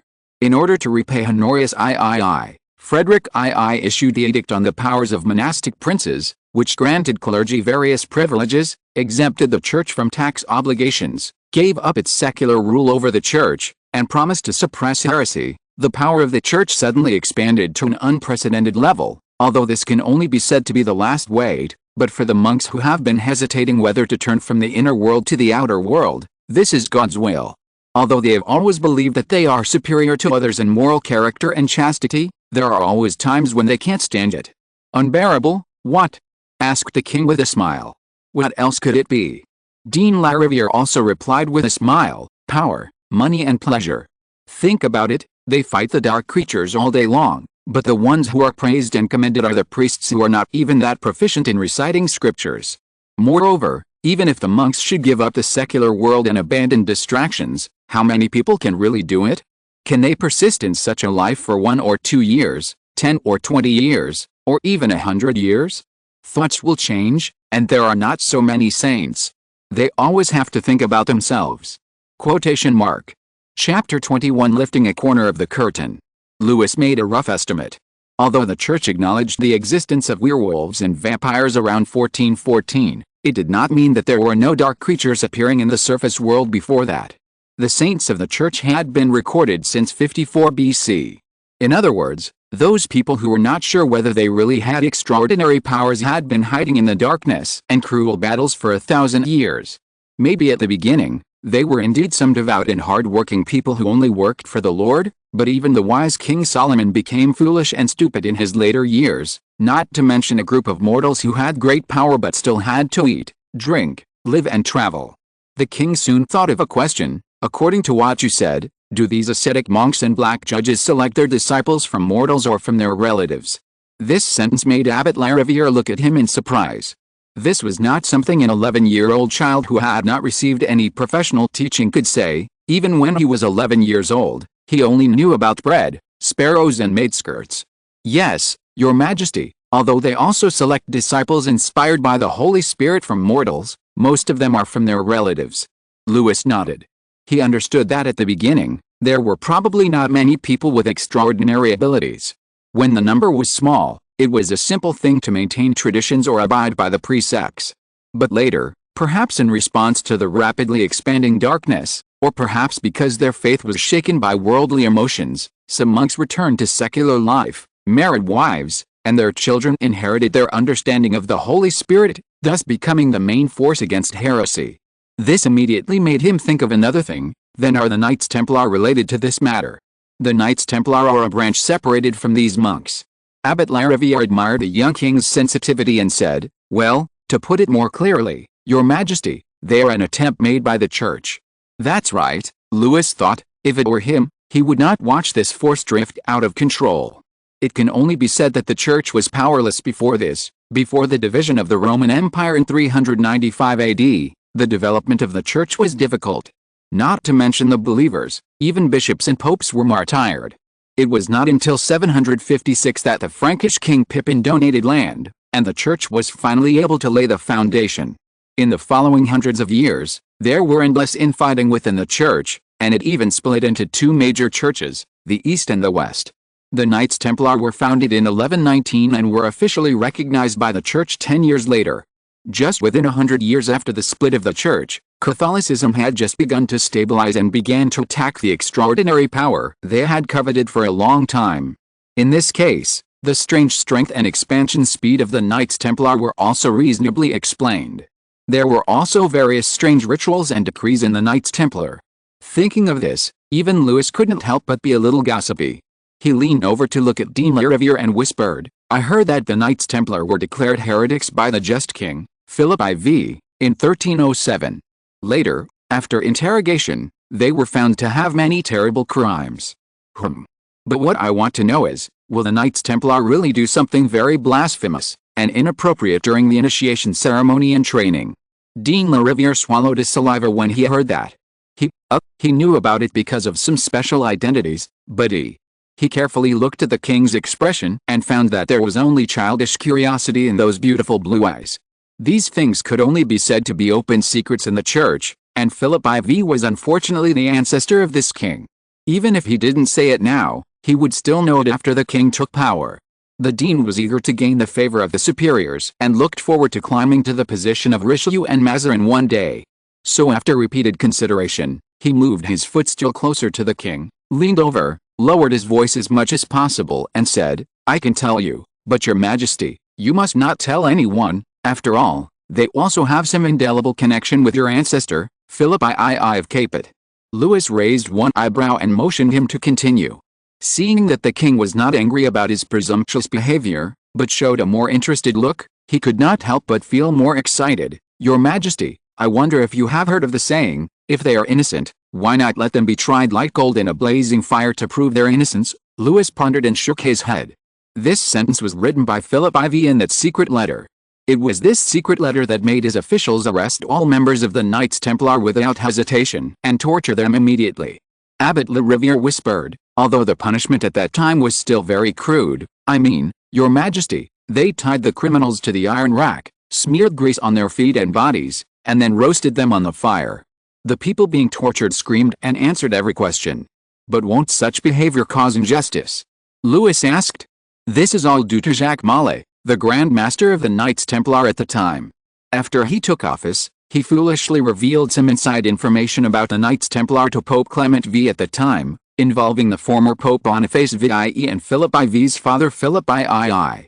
The details of the inside information shocked Clement V, and he handed the matter over to Philip IV. It was for this reason that the terrible secret letter came into being. Could it be that these two people were involved in this? Isn't it? Lariviere said. You may not know that at that time, Boniface VIE and Philip II were both secret members of the Knights Templar, but Philip II's initiation ceremony was held later than Boniface VIE. The problem is that Philip II's initiation ceremony happened to be shortly before his eldest son, Louis, died. At that time, there happened to be a prophecy claiming that Philip II had committed a sin against nature. If he did not repent, one of his princes would die within 6 months. Your Majesty, the Capet have always had a sacred family tradition. Every king regarded himself as the most pious monarch. Starting from Louis VI, this family claimed to dedicate themselves to the cause of the Crusades, and they did so. So in theory, they should have been protected by God, but... Lariviere spread his hands. Philip II seemed to have suffered a curse. His father died of dysentery in the battle and could not even return to his court. His eldest son did the same, and he himself was even more so. Isn't this a harsh punishment? Some people also say that Philip II's stepwife poisoned his eldest son in order to let her son obtain the throne. Louis said. Isn't it more of a curse that the wife is a witch? Lariviere said, and Philip IV obviously believed in another version. You can guess how angry he was at that time by looking at the viciousness of this secret letter. So, yes, all the charges are true, especially those dirty parts. Alice, Your Majesty, I really shouldn't say it, because they will definitely pollute your ears. Don't keep it a secret. The king said, personally pouring a cup of tea for the fat gossip leader and adding a lot of sugar. Well, since you ordered me to say it, I will tell you something. They, did do something extremely blasphemous. Dean Lariviere made a few gestures with a sly look in his eyes. Your Majesty, you are still a child. Anyway, first the new knights kissed their predecessors, and then their predecessors kissed the new knights. After that, they took the cross, trampled on it, spit on it, and urinated on it. It's crazy, too crazy, Dean, it's really cruel. No, Your Majesty, that's what they did. Louis sighed, this is really evil. What's more evil is yet to come, said Dean Lariviere. There are parts that cannot be made public, Your Majesty. They also, treat it as a Holy Communion, take turns drinking from the Holy Grail, those, do a lot of crazy things in front of the cross. Isn't this something only heretics would do? So, said Abbot Lariviere, Philip IV worshipped his grandfather Louis IX the most. During his reign, Louis IX became a saint. He attributed the death of his grandfather and brother to the evil rituals performed by his father when he secretly joined the order. Even though Clement V tried his best to plead for mercy, he still insisted on executing most of the members of the Knights Templar. How can he still plead for mercy? Because according to the Knights Templar, said Abbot Lariviere, they have been fighting against pagans for a long time, so in order to avoid humiliation and torture when they are captured by pagans, they developed such a set of initiation rituals and training content. Louis smiled and leaned back in his chair. Well, shouldn't they maintain their chastity under any circumstances? Your answer is exactly the same as that of the just king, said Abbot Lariviere. Yes, he said the same. His eyes slanted to the side. Not only did he say that, he also threatened Pope Clement V at the time, Your Majesty. He said that if the Pope could not act impartially, he would make the confessions of the Knights Templar public. You know, at the very least, Boniface VIE, the predecessor of Clement V, was a secret member of the Knights Templar. Once the confessions were made public, the face of the church would be plunged into the quagmire. So, he shrugged, what happened next is not interesting at all, Your Majesty. If your theology teacher had taught you this far, he would have told you how they were banned and denied. Louis ate this melon with relish. Compared with his current theology teacher, Father Poitiers, the guiding priest beside Queen Mother Anne, Lariviere knew more.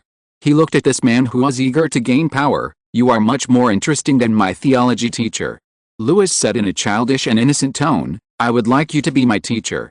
Lariviere's fat face immediately flushed with excitement. which made him look more like the saint that children admired the most. "It's an honor." He even stuttered a little. "I am willing, Your Majesty, I am willing. I still need to talk to the bishop and my mother, but I think they will agree." Louis said that if it was a minister or a smart person, Mazarin and Queen Mother Anne might consider it, but La Riviere, every Parisian knew that he was a clown who dared to compete with Archdeacon Race and Prince Conti. Bishop Mazarin handed him over to Louis just to amuse him. "Then tell me more," Louis continued. "Since the Church supported the Knights Templar in 1129, how could they establish the Inquisition in 1231?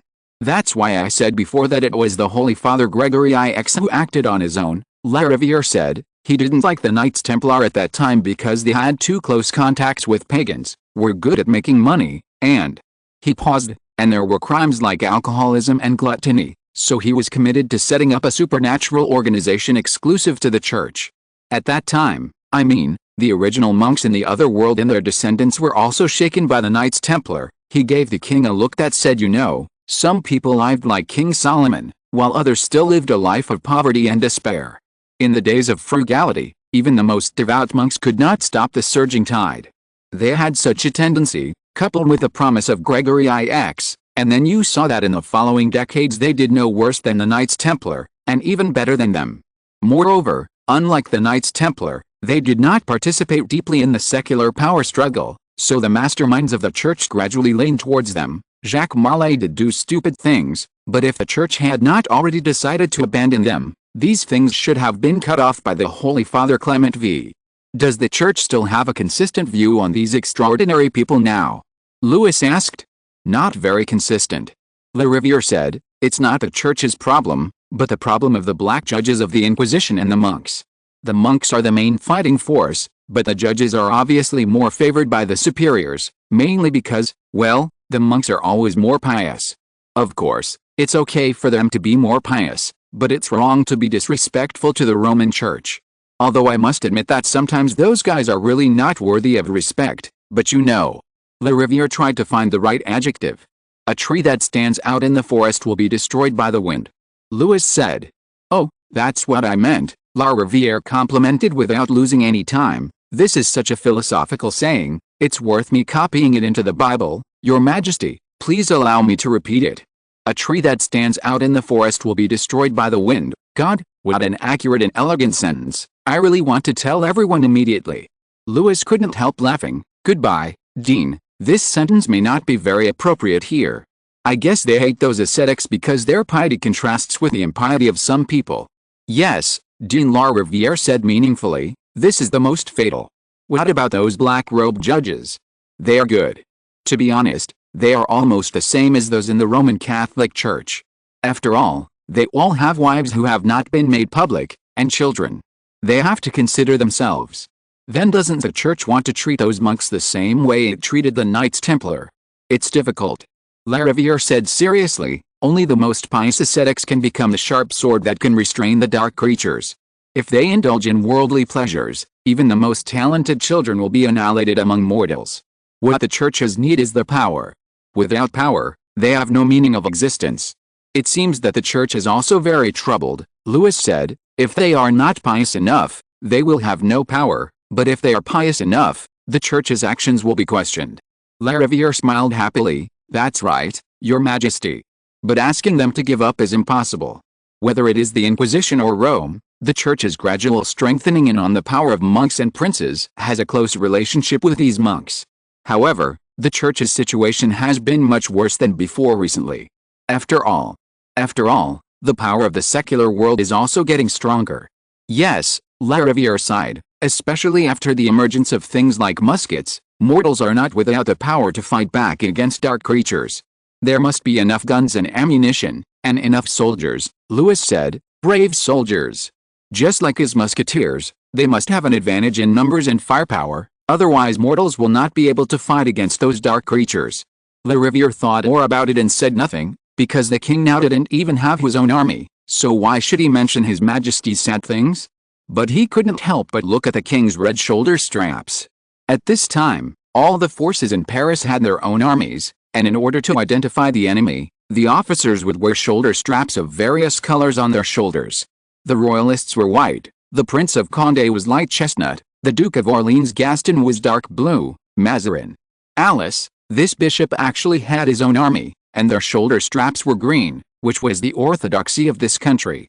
His Majesty was only accompanied by some musketeers and young attendants, and it was said that many of them were killed in the previous assassination. Just when Dean La Riviere was considering whether he should offer a livre as a token of loyalty, the king suddenly called him by his name affectionately and said, "Mr. La Riviere," he said, "if you are willing, I have something to ask you to do now. Please tell me." La Riviere hurriedly and attentively said, "What do you want me to do?" "Your Majesty, even if I have to dance face to face with the devil, I will go." Louis smiled. "No, I am not interested in that for the time being, Mr. Dean. I just want to renovate the chapel of the Tuileries Palace." "Oh, this is a good deed in the service of God," said Mr. La Riviere. "You will be rewarded, Your Majesty. I will give you 10,000 gold louis. You can do whatever you want," Louis said, "but I have a request." "I'm listening." "Please hire some citizens of Paris to do it as much as possible. Don't give them money directly. Give them bread and light wine as compensation. Pay them for one day's work. Men are of course good, but children and women are also fine. As long as they can do the work, you can invite them." Abbot Le Riviere looked up and blinked, then he understood. "Don't worry, Your Majesty, I will try to hire as many people as possible." "This is a work for the Lord," Louis said. "No matter how many people there are, it doesn't matter. If the expenses are not enough, you can always come and tell me." Le Riviere had already planned to make up for part of it himself, but being able to have the qualification to meet the king at any time was enough to satisfy him. He keenly noticed that the young king looked tired, so he stepped back respectfully and prepared to leave. "One more thing," Louis called him, "if it doesn't matter, can you tell me how you know these things?" Le Riviere hesitated. "I am a small mistake made by the venerable Holy Father Urban VIII when he was young." After saying that, he bowed again and withdrew. "That's right." Louis said in his heart that Urban VIII abdicated in 1644, and Richelieu was in power when he was in power. In order to curb Richelieu, he deliberately promoted Mazarin, thus allowing a priest from a poor family to catch the eyes of Louis XIV. So even if Mazarin eventually became Richelieu's heir by accident, he still had to be grateful for Urban VIII's kindness to him. Therefore, although La Riviere was only an abbot of a monastery and was not favored by Urban VIII, he could still be recommended to the king. If you're listening to this novel on a channel other than Fanfic World, it means they downloaded and uploaded it without effort. We cordially invite you to visit our channel, Mundo Fanfic Novelis. There you'll find the original version of this story, and you can explore many other novels of various genres. We're waiting for you to immerse yourself in a world of incredible novels. Chapter 22: The King's Marriage. Is that the illegitimate son of Urban VIII? Louis turned his head and saw his younger brother Philippe sticking his head out of the door. "Don't be like this," he gently rebuked. "This is not in accordance with etiquette. Bonhomme, go get a chair." He turned to Philippe again. "Did mother go to mass again?" "Yes," Philippe said. He walked in from outside. Before the hanging pants ceremony, he could only wear a luxurious little satin skirt, but under the skirt was hanging the dagger given to him. He walked all the way to Louis, knelt down to salute him, and then moved to the armchair brought by Bonhomme.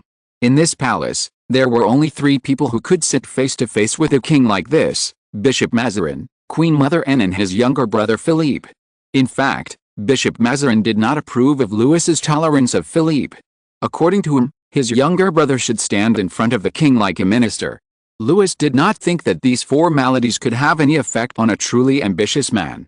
Gaston, Duke of Orleans, had kissed his brother's robe when Louis XIV was still alive, but he was not merciful when he rebelled, and he did have a sense of guilt towards Philip, which made him always particularly tolerant of his brother.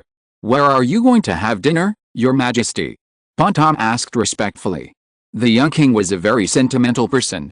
He usually had breakfast alone in his bedroom, and lunch depended on the time and place, sometimes in the study, sometimes in the courtyard, and sometimes in the forest, when he went out hunting, but he usually had dinner with the Queen Mother, the Prince and his relatives, Queen Mary and Princess Henrietta of England, the Duchess of Montpensier or the Prince of Condé.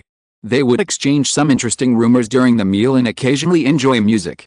The king often personally asked about the dishes for dinner, trying his best to take care of everyone's taste and ensure health and deliciousness. "Today Philip and I will use the parlor. The parlor is a room on the ground floor of the Richelieu house facing the garden, at the end of the forward gallery. Although it is surrounded by walls on 3 sides, this is its advantage in the severe winter. In addition, the room is small enough to be heated by a small charcoal fire. The royal family does not care about the cost of a little charcoal fire now, but when Louis thinks of the tens of thousands of hungry mobs outside, he really can't stand the waste of money that is useless. He stood up from his seat, and Philip also jumped up quickly, stretching his arms to the king. Although the Queen Mother always called him my little girl, and the attendants and servants always treated him as a princess, Philip did not deviate too much from his position. He was like a proud knight, ready to let the king hold his arm, both as His Majesty's support and as His Majesty's shield. "Bring my beaver hat," Louis said, "and give it to Philippe, for we are going to walk a little way in the corridor." The cloakroom attendant behind Bonhomme immediately went out the door to instruct the dressing attendant for today, who gave orders to the servants. The king and his brother waited for a few minutes before they were finally able to put on their hats and heavy cloaks, and walk towards the small hall hand in hand. Before that, Bonhomme also gave orders to the charcoal fire attendant so that the charcoal fire in the small hall could be lit, but this was not something the king would care about. When he and his brother arrived, the small hall was already warm. The king sat at the main seat at the dining table, and his brother accompanied him on the left-hand side, pouring water for the king and preparing seasonings. Louis asked him to pour a glass of water for himself, picked up some pepper sauce and let him return to his seat. "Thank you," he said, "Philip, thank you very much for your service. You can sit down. Today we have your favorite pigeon. You should eat as much as you can." Philip bowed and thanked the king before sitting down calmly. Today's pigeon was stewed, stuffed with white mushrooms and chopped celery, and only salt and pepper were added. It was a soup. The king was very restrained in his meals and shared a pigeon with his brother, but there was also a cream beet soup. Although there should be 4 soups according to the rules, Louis abolished such a rule a long time ago. Gluttony is a way for people today to show off their wealth and power, but it is not so necessary for a king who has not yet been able to officially get involved in government affairs. Then there was roast duck stuffed with apples. The king only chose some duck breasts and baked apples inside. Apples are probably the only fruit that will become sweeter after being roasted, except for pineapples and bananas. After being soaked in the sweet and sour juice of apples, the fatty duck skin will also become refreshing. The king's brother Philip ate a pair of duck legs with relish. The third course was roasted lamb, ham slices, boiled eggs and cheese. Louis still only chose some ham slices on the plate. When the main course came, he wrapped the thinly sliced lettuce in bread and ate it with the ham and cheese. Sometimes when he was hunting, he also used this method to carry lunch. So people called it king's bread and it quickly became popular among nobles and ministers. Even Bishop Mazarin would order a king's bread when he was busy with official business. Then there were 3 different jams: cranberry, peach and blackberry. The king chose some cranberry jam and spread it on the bread, which was about the size of a mouthful. It was considered the end of today's meal. Philip, the younger brother of the king, ate a lot of jam. In winter, there were not many fruits, only jam. Louis had always been cautious about this so-called jam, which was similar to adding fruit to sugar, but from the Queen Mother to Philip, no one did not take it seriously. Finally, the servant brought milk. Philip frowned when he saw the milk. He didn't like milk, but this was something his brother had stipulated that he must eat, because it can make you taller. The king said so. Louis watched Philip add several spoons of jam to it before he reluctantly drank it. He was both amused and helpless. He also ordered the chef to add almonds to the milk to remove the taste the children didn't like, but this practice was soon objected by Queen Mother Anne, because most poisons have an almond flavor. Once a food has an almond flavor, it is hard to say whether it will suddenly become fatal. This is not a joke. As mentioned earlier, the unfortunate eldest son of Philip I died because of a sauce with ground cherry pits. Not only Philippe drank it, but Louis also drank it. They were in the first growth period and had to lay a good foundation. It was no joke. The king and the duke still had to go to the battlefield, not to mention that there were monsters and unknown people from another world lurking in the dark. They obviously had no respect for the king, just like the citizens of Paris. Tell the cook today that the pigeon stew was very good. Give him a small crown. Louis said, ask him to prepare another portion for my aunt and my cousin. The weather is too cold. Add more pepper to the soup. Bonhomme immediately took the order and left. The prince, who was lazily holding a pickled olive and eating it bit by bit, couldn't help pouting. Louis looked at him sternly, Don't be like this, Philippe. They are our relatives. We should take care of them. But they all say it's because you fell in love with Henrietta, Philippe said. What nonsense is this? Louis said angrily. I should have warned the people around you. Henrietta is only 6 years old. What kind of person can fall in love with a 6-year-old child? Philip was silent for a while. That's good, he said. Mother is worried about this. They are not going to let Henrietta be your wife.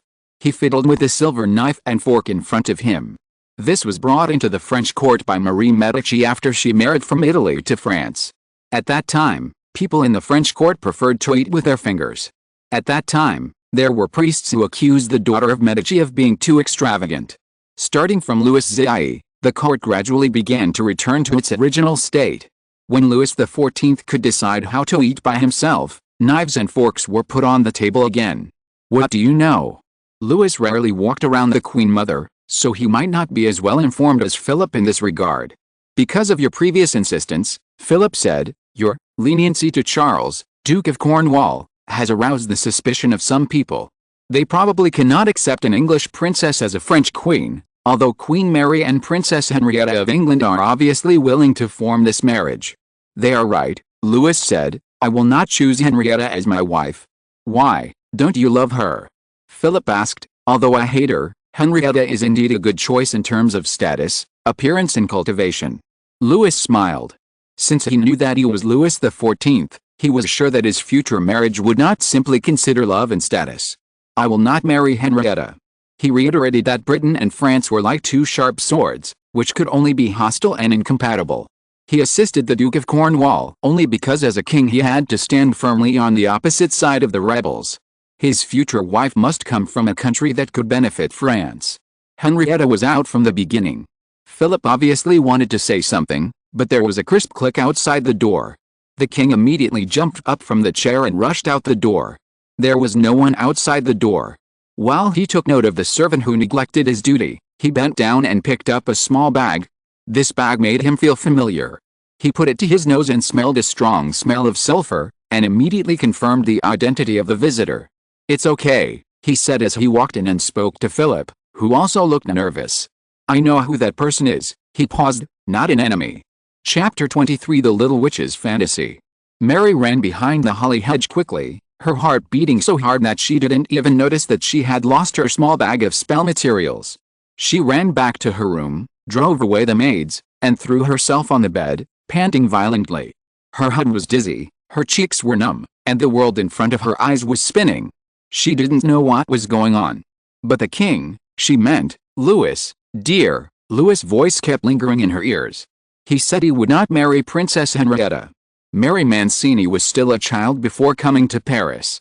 Although she was only 2 or 3 years younger than Louis, because she was born a wizard, she spent much more time in the inner world than in the outer world. The etiquette of the inner world was obviously not as strict as that of the outer world. So when she came to Paris, especially after she was able to serve the Queen Mother, she encountered many jealous ridicules and frame-ups. Although she retaliated one by one, she still felt that she was incompatible with this world, especially when the bishop told her that it was best not to use the power of the inner world too frequently. But she was a witch. If it weren't for her father and uncle's repeated and stern warnings, Mary might have found a way to return to the inner world, which was her world. In the court, although the existence of wizards was almost an open secret, she still had to strictly abide by the rules. If a member of the royal family dared to publicly raise wizards or dark creatures, they would be excommunicated by the church and even questioned by the Inquisition. Moreover, her family did not want her to exist in the court as just a witch. They gave her hope not for her understanding and mastery of magic, but for her appearance and voice. However, this was a shame for Mary. She was unwilling to give up her identity as a witch. She hoped that her husband would believe in her, understand her, support her, and even understand the beauty of magic. The problem was that even if she was just a child, she knew that this was almost impossible. In the other world, there were wizards or witches who accidentally revealed their identities because they fell in love with mortals in the surface world. The ending was obvious to all. Either the wizard killed his lover, or he was sent to the stake because of his lover's betrayal. So even if it came from a girl's longing, this image was vague, elusive and unimaginable. until she and His Majesty the King fought against the werewolves side by side on that terrible night. When they met for the first time, he knew she was a witch. Mary was worried that His Majesty would be like those mortals described by the wizards, who would fall into fear and then go crazy just because they saw them casting spells. Obviously, no, His Majesty accepted her existence. He was not afraid of her, nor would he flatter her. His attitude. I can only describe it this way, just like facing a musician, a priest, or a scholar. The spell that terrifies mortals is just a skill like cooking flowers or baking bread. He calmly accepted her and magic. When she talked about the things in the other world with great interest, he would not shrink or get angry, but listened attentively with a sincere and enthusiastic attitude. I don't know when it started, but that big image became clear as if it would appear in front of her at any time. Until today, when she heard those words outside the door, Louis suddenly overlapped with that image. Mary was so panicked after realizing this that she didn't know what to do. She even accidentally broke the string of the small bag. When she found that Louis was walking towards her, she turned around and ran away without hesitation. She couldn't face him, at least not today, or maybe not in the next few days. But just when she was at a loss, Louis came. The king could refuse an audience with others, but in Richelieu's house, no one could refuse the king's visit. Mary went to see the king with a flushed face. Louis thought she was drunk. "This is your bag." He carried the bag and returned it to Mary. "Be careful, Miss Mancini," he said kindly. "Paris is now full of people from the Inquisition. Maybe some people with ulterior motives will do something they shouldn't do." Mary thanked him from the bottom of her heart. She also knew that she had made a mistake, but she still bowed to the king respectfully and thanked him. This surprised Louis. Miss Mancini was probably the most unbridled person around him. She didn't treat him as a king. She often called him by his name, Louis, and would walk in front of him or insist on riding with him. For this reason, among the many ladies, Mary Mancini was the one who impressed him the most. Louis never got angry about her impoliteness. After all, she was so vivid that he felt like he was still in the past. Perhaps that was why he was willing to spend time with her. Louis waited patiently for a while. Mary looked a little dazed, which made the king a little worried. He reached out and touched Mary's forehead. His cold fingers made Mary sober up immediately. She knew she should kneel down and salute to see His Majesty off, but she didn't want to see him before, and now she didn't want him to leave. "What's the matter, Marie?" Louis asked. "Don't worry, I found this bag, and I haven't let anyone else see it. Just keep it safe and don't do it again." "Yes," Marie said. She lowered her eyes, almost not daring to look Louis in the eye. "I'll be careful." "Then I'm going back," the king said. "Maybe we can go to the market together tomorrow." He was about to turn around and walk away, but was pulled back. Marie grabbed his shoulder strap. "What are you going to do, Marie?" the king said angrily. "You are being rude." He almost scolded Marie, but the little girl raised her head, and her bright eyes could even calm a furious lion. "Okay," she said softly. "Your Majesty, okay, I'm willing to go anywhere with you." Louis raised his hand helplessly and touched her curly hair. "Then you should have a good rest," he said, "and stop making people worry." In fact, going to the market was Louis' idea. He wanted to know more about Paris and his people. Now, because the black-robed judges and ascetics of the Inquisition appear on the streets of Paris from time to time, the public security in Paris is much better than before. The market was reopened 3 months ago. In this era without much entertainment, the lively market not only attracted civilians and businessmen, but also nobles and ministers who could not resist such temptation. Queen Mother Anne also mentioned that they should go to the market, as well as the Duchess of Montpensier. The Duchess had been complaining that she didn't want to stay in Richelieu's house all the time. The king wrote a short note and asked Bontemps to send it to Queen Anne, his brother Philippe, his aunt Queen Marie and her daughter Princess Henrietta, and the Duchess of Montpensier, inviting them to go to the fair together the next day. The reply came quickly, except for the Duchess of Montpensier, who said she was ill and uncomfortable, and could hardly walk, but could only appreciate the king's kindness. Louis did not take it seriously, but Philippe came to thank him in person. Of course, he then shared the king's bed as a matter of course, and before he fell asleep, he gave the king an endorsed bill of exchange for 15,000 gold Louis. "What is this?" asked the king. "Mother's 10,000 gold Louis, and my 5,000 gold Louis," Philippe said. "For you, sir." Although we don't understand why you insist on doing so, but if you want to do so, just tell us." "I don't want you to pay," said Louis. "But we are much richer than you are," Philippe said bluntly. "Louis, this is not for the king, but for his son and brother." Chapter 24 Red Child Market. Since it was decided, the itinerary for the next day was quickly handed over to Cardinal Mazarin. He carefully examined the king's letter, not to identify its authenticity but to assess the little king's application and proficiency in writing letters. After reading it, he wrote directly at the bottom of the letter, "I obey your orders."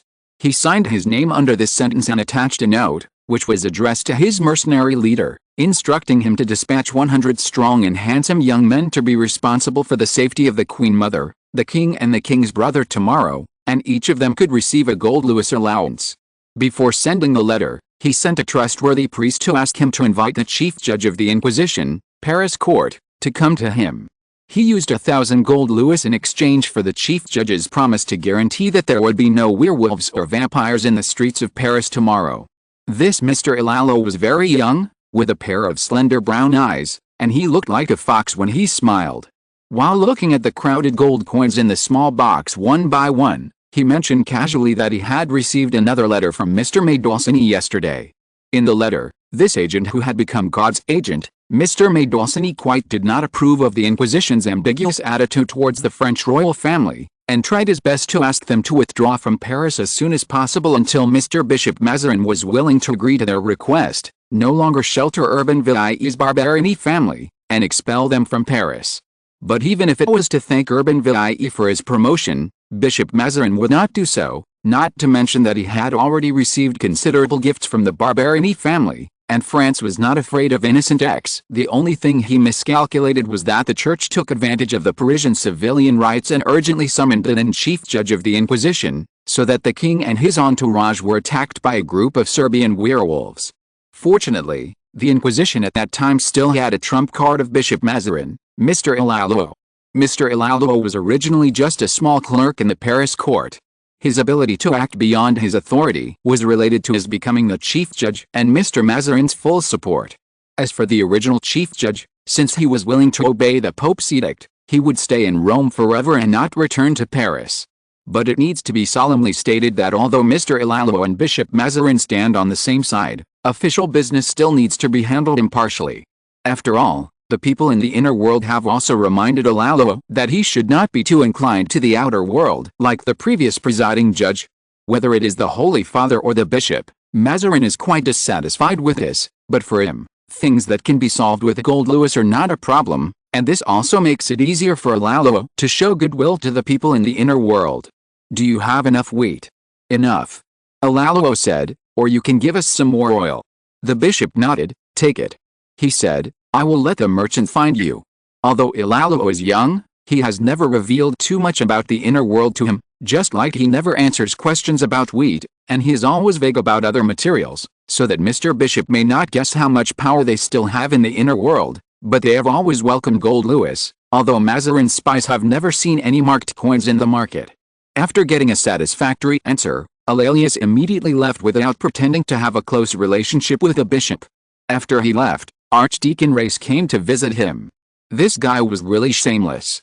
He stood on their side during the riots. When the king returned to Paris, he pretended to be loyal to the royal family and frequently visited Queen Mother Anne to try to persuade her to replace Mazarin. If it weren't for the king's firm opposition, he might have succeeded. Looking at the old face that was uglier than his own, Bishop Mazarin wanted to open the drawer several times and throw the letter written by Archdeacon Race to Prince Condé and Duke of Orleans Gaston in his face, but later he suppressed his anger and sent him away politely. In addition, he reminded Archdeacon Race that the king wanted to rebuild the Tuileries Palace Chapel. Of course, this was very pious, and the Archdeacon could not turn a blind eye or turn a deaf ear. Then the king unexpectedly received 2 more bills of exchange, one from Bishop Mazarin, worth 1,000 gold louis, and one from Archdeacon Race, worth 1,500 gold louis. This made his job easier. Of course, these bills of exchange would not all be exchanged for bread, which would only feed the wheat merchants who were hoarding wheat. The king handed the matter over to Mr. Fouquet, the regent, who once again had the opportunity to prove himself. He would exchange the money for the most oats, rye, peas and other coarse grains, and everyone who was willing to work in the chapel would get food directly. What made him regretful was that although the king relied on him very much, he also gave a chance to Jean-Baptiste Colbert, the small merchants who provided the king with horses. His task was much more dangerous and difficult than Fouquet's, because he had to go to Italy to buy as much corn as possible. This crop was also grown in France, but the citizens of Paris were not very familiar with it. For this reason, its price had not been raised by unscrupulous merchants. The king stood at the window and watched Colbert riding his horse away from the Richelieu residence. At first, he was cautious and just walked with the horse. When he reached the corner of the street, he couldn't help but jump on the horse excitedly and gallop quickly. It's true that merchants like him can only have the honor of seeing the faces and manners of nobles when guarding the door, but he has already entered the house and served the king like those noble adults. "You'd better not disappoint me," Louis murmured. The bishop and the queen mother did not approve of the king's appointment of Colbert, because he was not even as good as Nicolas Fouquet. Fouquet's grandfather, father and himself were all regents of the king, that is, they could barely be regarded as robed nobles. Although such an identity can be inherited by paying the annual tribute of polar gold to the king, it is completely incomparable with the sword nobles who originally obtained the title by blood and merit, but it is still better than an ordinary merchant. It was not easy to convince them, and it was conceivable that if Colbert failed to do this, it would be very difficult for Louis to promote anyone in the future. In this case, Mr. Colbert not only lost the opportunity to stand out, but there might even be a noose waiting for him.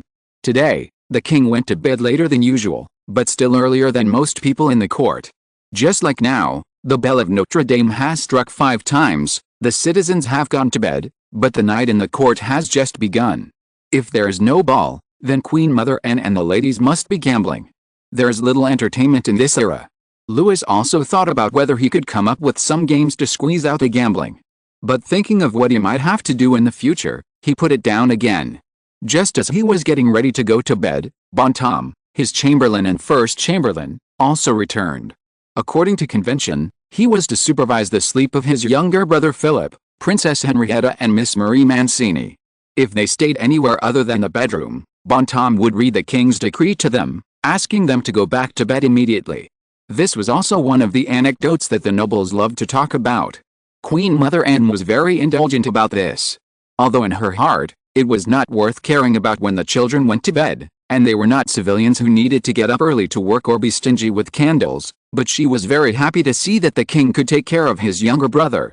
His Royal Highness Philip expresses his gratitude and wishes you well, and His Royal Highness Princess Henrietta expresses her gratitude and wishes you well. Miss Marie Mancini. Louis waited for a long time but could not get the next sentence. He put on his long linen underwear. What? Bontemps looked around and made sure that only the king and himself were there. Miss Mancini hopes that I can bring you this. She said that putting this under the pillow can help people sleep well and be energetic. Bontemps' hesitation was not without reason, because what Marie Mancini gave him looked like some kind of cursed tool. It was an oak fruit, but it was dyed green, and the lower part was carved into the shape of a closed eye. The eyelids and eyeballs were clearly recognizable, and there were strange words engraved on it. It was fixed on a silver base, and the base was made into the wings of a raven. The king sighed softly. It's just a little girl's fantasy, he said. Bontemps, give it to me. He took the acorn from the hesitant Bontemps, and put it under the pillow while the chamberlain was hesitant to speak. Sure enough, he slept very well that night, and he even doubted that he had turned over in his sleep. Bontemps opened the window, and fresh cold air immediately rushed into the room, as well as the transparent and bright golden morning light. At this time, there were at least 2 more bells before the Queen Mother woke up. Farmers, citizens and merchants had already appeared on the streets. The king had a simple breakfast and went to complete his 2 courses, fencing and dancing. His younger brother Philip was his dance partner in the dance class. While he was taking the fencing class, his younger brother went to try on new clothes. After the class, he added a portion of cheese to the bathtub and waited with his younger brother in the small reception room outside the Queen Mother's bedroom. The Queen Mother finished dressing and makeup about an hour and a half later. At this time, the bell had already rung for the 3rd time and it was noon, but for the Queen Mother, this was still a day when she got up early to go to the market. After the Queen Mother attended the Mass, they had lunch at Richelieu's house. Although hundreds of years later, people were more keen on tasting delicious food while shopping, The Paris market at that time was still mostly filled with chalk and sawdust, and unfermented bread, sour wine mixed with dirty river water, roast duck made of mud, cheese full of maggots, which was shiny only because it was brushed with a layer of grease. When the group of people finally left Richelieu's house in a mighty manner, the sunlight was slightly slanted. Fortunately, the Rouge Enfant fair chosen by the bishop for them was not far from Richelieu's house. This market was built during the reign of Louis XIV. It was large and neat, and the feces on the road had not yet piled up too high. There were 3 or 4 jewelry and silk shops worth visiting on the street, as well as bronze shops, bakeries, ceramics and toy workshops. There were fruit and vegetable stalls and livestock dealers in the square on the street. Further back, near the Seine, was the fish market.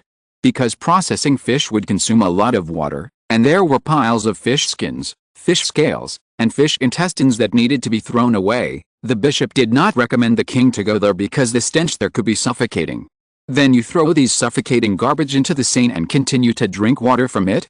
Fortunately, Bishop Mazarin would not be stupid enough to drink this water. He, the royal family, and some important ministers all drank spring water from Fontainebleau. Fontainebleau originally meant beautiful spring. It was about 15 miles away from Paris. Every morning, a carriage would deliver water to Richelieu's house. Even the water for the king's bath came from here. The price of water had long exceeded that of milk. Louis knew this, but he could pretend not to know it. He took frequent baths not only for cleanliness, but also for health. After all, medical treatment at that time was still equivalent to murder. Of course, the king and all the nobles could not walk. They took an open carriage and went to the Red Children Market under the escort of musketeers and mercenaries. When they were about to arrive at the market, a group of children in red cloaks ran out of a dark gray building. Under the command of a priest, they bowed to the king and shouted, "Long live the king!" These are the children from the St. Marie orphanage. Seeing the king's puzzled look, Fouquet leaned over and said attentively, "They always wear red cloaks, so the market here is called the Red Children's Market." It seemed that the oldest of these children was only as old as his younger brother Philip. The king extended his hand to Fouquet, and Fouquet immediately understood and took out his purse. The king took out a large écu from it and handed it to a musketeer next to the carriage. "Go to the priest and ask him to cook a bowl of cabbage soup with cheese and butter for the children." The musketeer immediately obeyed the order and the king returned the purse to Fouquet. Fouquet looked like he wanted to compliment the king on his mercy, but they had already arrived at the market and the king was attracted by a loud hawking voice. Looking at the back of the light golden head that the king left for him, the robed noble had to shut his mouth in disappointment. Chapter 25, Overeager Officer. If this chapter could be given a name, Louis would like to call it one of the superficial projects in Paris in the 17th century. The market had obviously been taken care of. The hawking voice he heard came from a ruddy-faced woman with a high chest. Her stall was full of chicory, white asparagus, artichokes, parsnips, radishes, cabbages, ginger and beetroots, which should be very rare in this place. Except for parsnips, cabbages and beetroots, these vegetables were not affordable for ordinary people, let alone in Paris today. Perhaps some less privileged merchants or nobles could not afford them. When the king and his companions got off the carriage and walked towards the vendor in their high clogs on the muddy road, her white and plump little hands revealed her true identity. Of course, this was understandable. After all, when they were in Saint-Germain-en-Laye, the Queen Mother and her companions were so poor that they had to pawn their jewelry and clothes. However, when they returned to Paris and accepted the hospitality of a gentleman, they refused his wife's invitation to serve the Queen Mother a drink, because this was a qualification only for ladies above the rank of countess. It is said that the gentleman's wife fainted when she heard the news. Queen Mother Anne bought some white lettuce, cabbage and beetroot very seriously and gave them to Miss Mary Mancini to carry. The handle of the delicate basket was wrapped with silk to avoid cutting the lady's delicate hands. Queen Mary and Princess Henrietta of England also picked some clean vegetables and gave them to Louise, the maid beside them. The king's eyes fell on her and quickly moved away. No one knew how nervous Louise was when the king's eyes lingered on her gloves. Her father, Clarence, was a werewolf, and so was she, of course. But if you looked at her little hands, you couldn't detect the signs of a werewolf. As soon as she was about to come to Paris to serve the princess, her father had made up his mind and cut off a part of her ring finger with pliers, so that even if she became a werewolf, she would have one less claw, and there would be no nail on that finger. But except when eating and helping the princess change clothes, she could not take off her gloves, so that no one would find out. Louis looked at her for no other purpose, just to see how many people chose the white lettuce he liked, and then he picked the artichoke that his brother Philip liked. The prince liked to play with this vegetable more than to eat it, because it was fun to peel it off one by one, and it was more to his liking to eat only the end. After all, he hated vegetables like most children, and he did it reluctantly at the request of the king. Finally, the king stayed on the chicory for a while. Yes, this was Mary's favorite vegetable. His fingers slowly moved away, which was a bit unceremonious, but he finally put a handful of chicory into the basket held by the little witch under Mary's eager gaze. Princess Henrietta was a little embarrassed. She had always been aware of her mother and brother's expectations. Although Queen Anne of France and Bishop Mazarin had always been opposed to this, they even deliberately slandered her feelings for her father, King Charles I. She also understood under her mother's teaching that if they insisted on their original ideas, perhaps the subsequent rumors would question her identity, because Princess Henrietta was not born in the British court.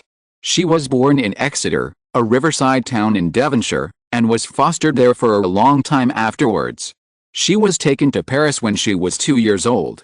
People could attack whether she was still the original Princess Henrietta. After all, babies change every day. Secondly, they could attack whether she was not the blood of Charles I. Before this, we all knew that Queen Mary did not get along well with British Protestants because of religious beliefs. But before leaving, Charles, Duke of Cornwall, still thought that they might have room for maneuver. He had met Louis, a gentle child. If the Duke of Cornwall could return to England and be crowned successfully, then his sister would undoubtedly be the eldest princess. With such an identity and the bargaining chip of love, it would not be impossible to continue the marriage between Britain and France. Did Henrietta like Louis? Of course, although she was still a child, in this era, children matured faster than fruits on trees. Henrietta's mother married Charles I at the age of 15, which was even late among the princesses. There were many princesses who married at the age of 12. Generally speaking, people began to look for husbands for her when she was 8 or 9 years old. Henrietta was born in 1644 and is now 7 years old. Since she was still a cradle, she has not been able to enjoy the honor that a princess should have. She was living under the roof of others in Paris, and the embarrassing life in Saint-Germain-en-Laye left a deep impression on her. Not to mention that if it were not for Louis' order, she might have died in the continuous high fever. It was completely normal for her to have feelings close to attachment to Louis, but even this meager hope was strangled in the cradle by the Queen Mother and Bishop Mazarin. The prince's hostility towards her was almost groundless, but he allowed Miss Mary Mancini to approach the king with an indulgent attitude, because of her humble status. Even if the king really fell in love with her, she could only become an official royal lady at most. Since the end of the 15th century, every court has such a configuration. They can obtain titles, have a satisfactory marriage, sell official positions and even embezzle and accept bribes, and even participate in political affairs, but they will never affect the king's marriage. And they will never be able to steal the position of the queen. Princess Henrietta looked at the light in Miss Mancini's eyes. She really didn't know who was more pitiful, her or Mancini? Louis did not notice the girl's eyes. He was more concerned about the streets that had been painted and cleaned.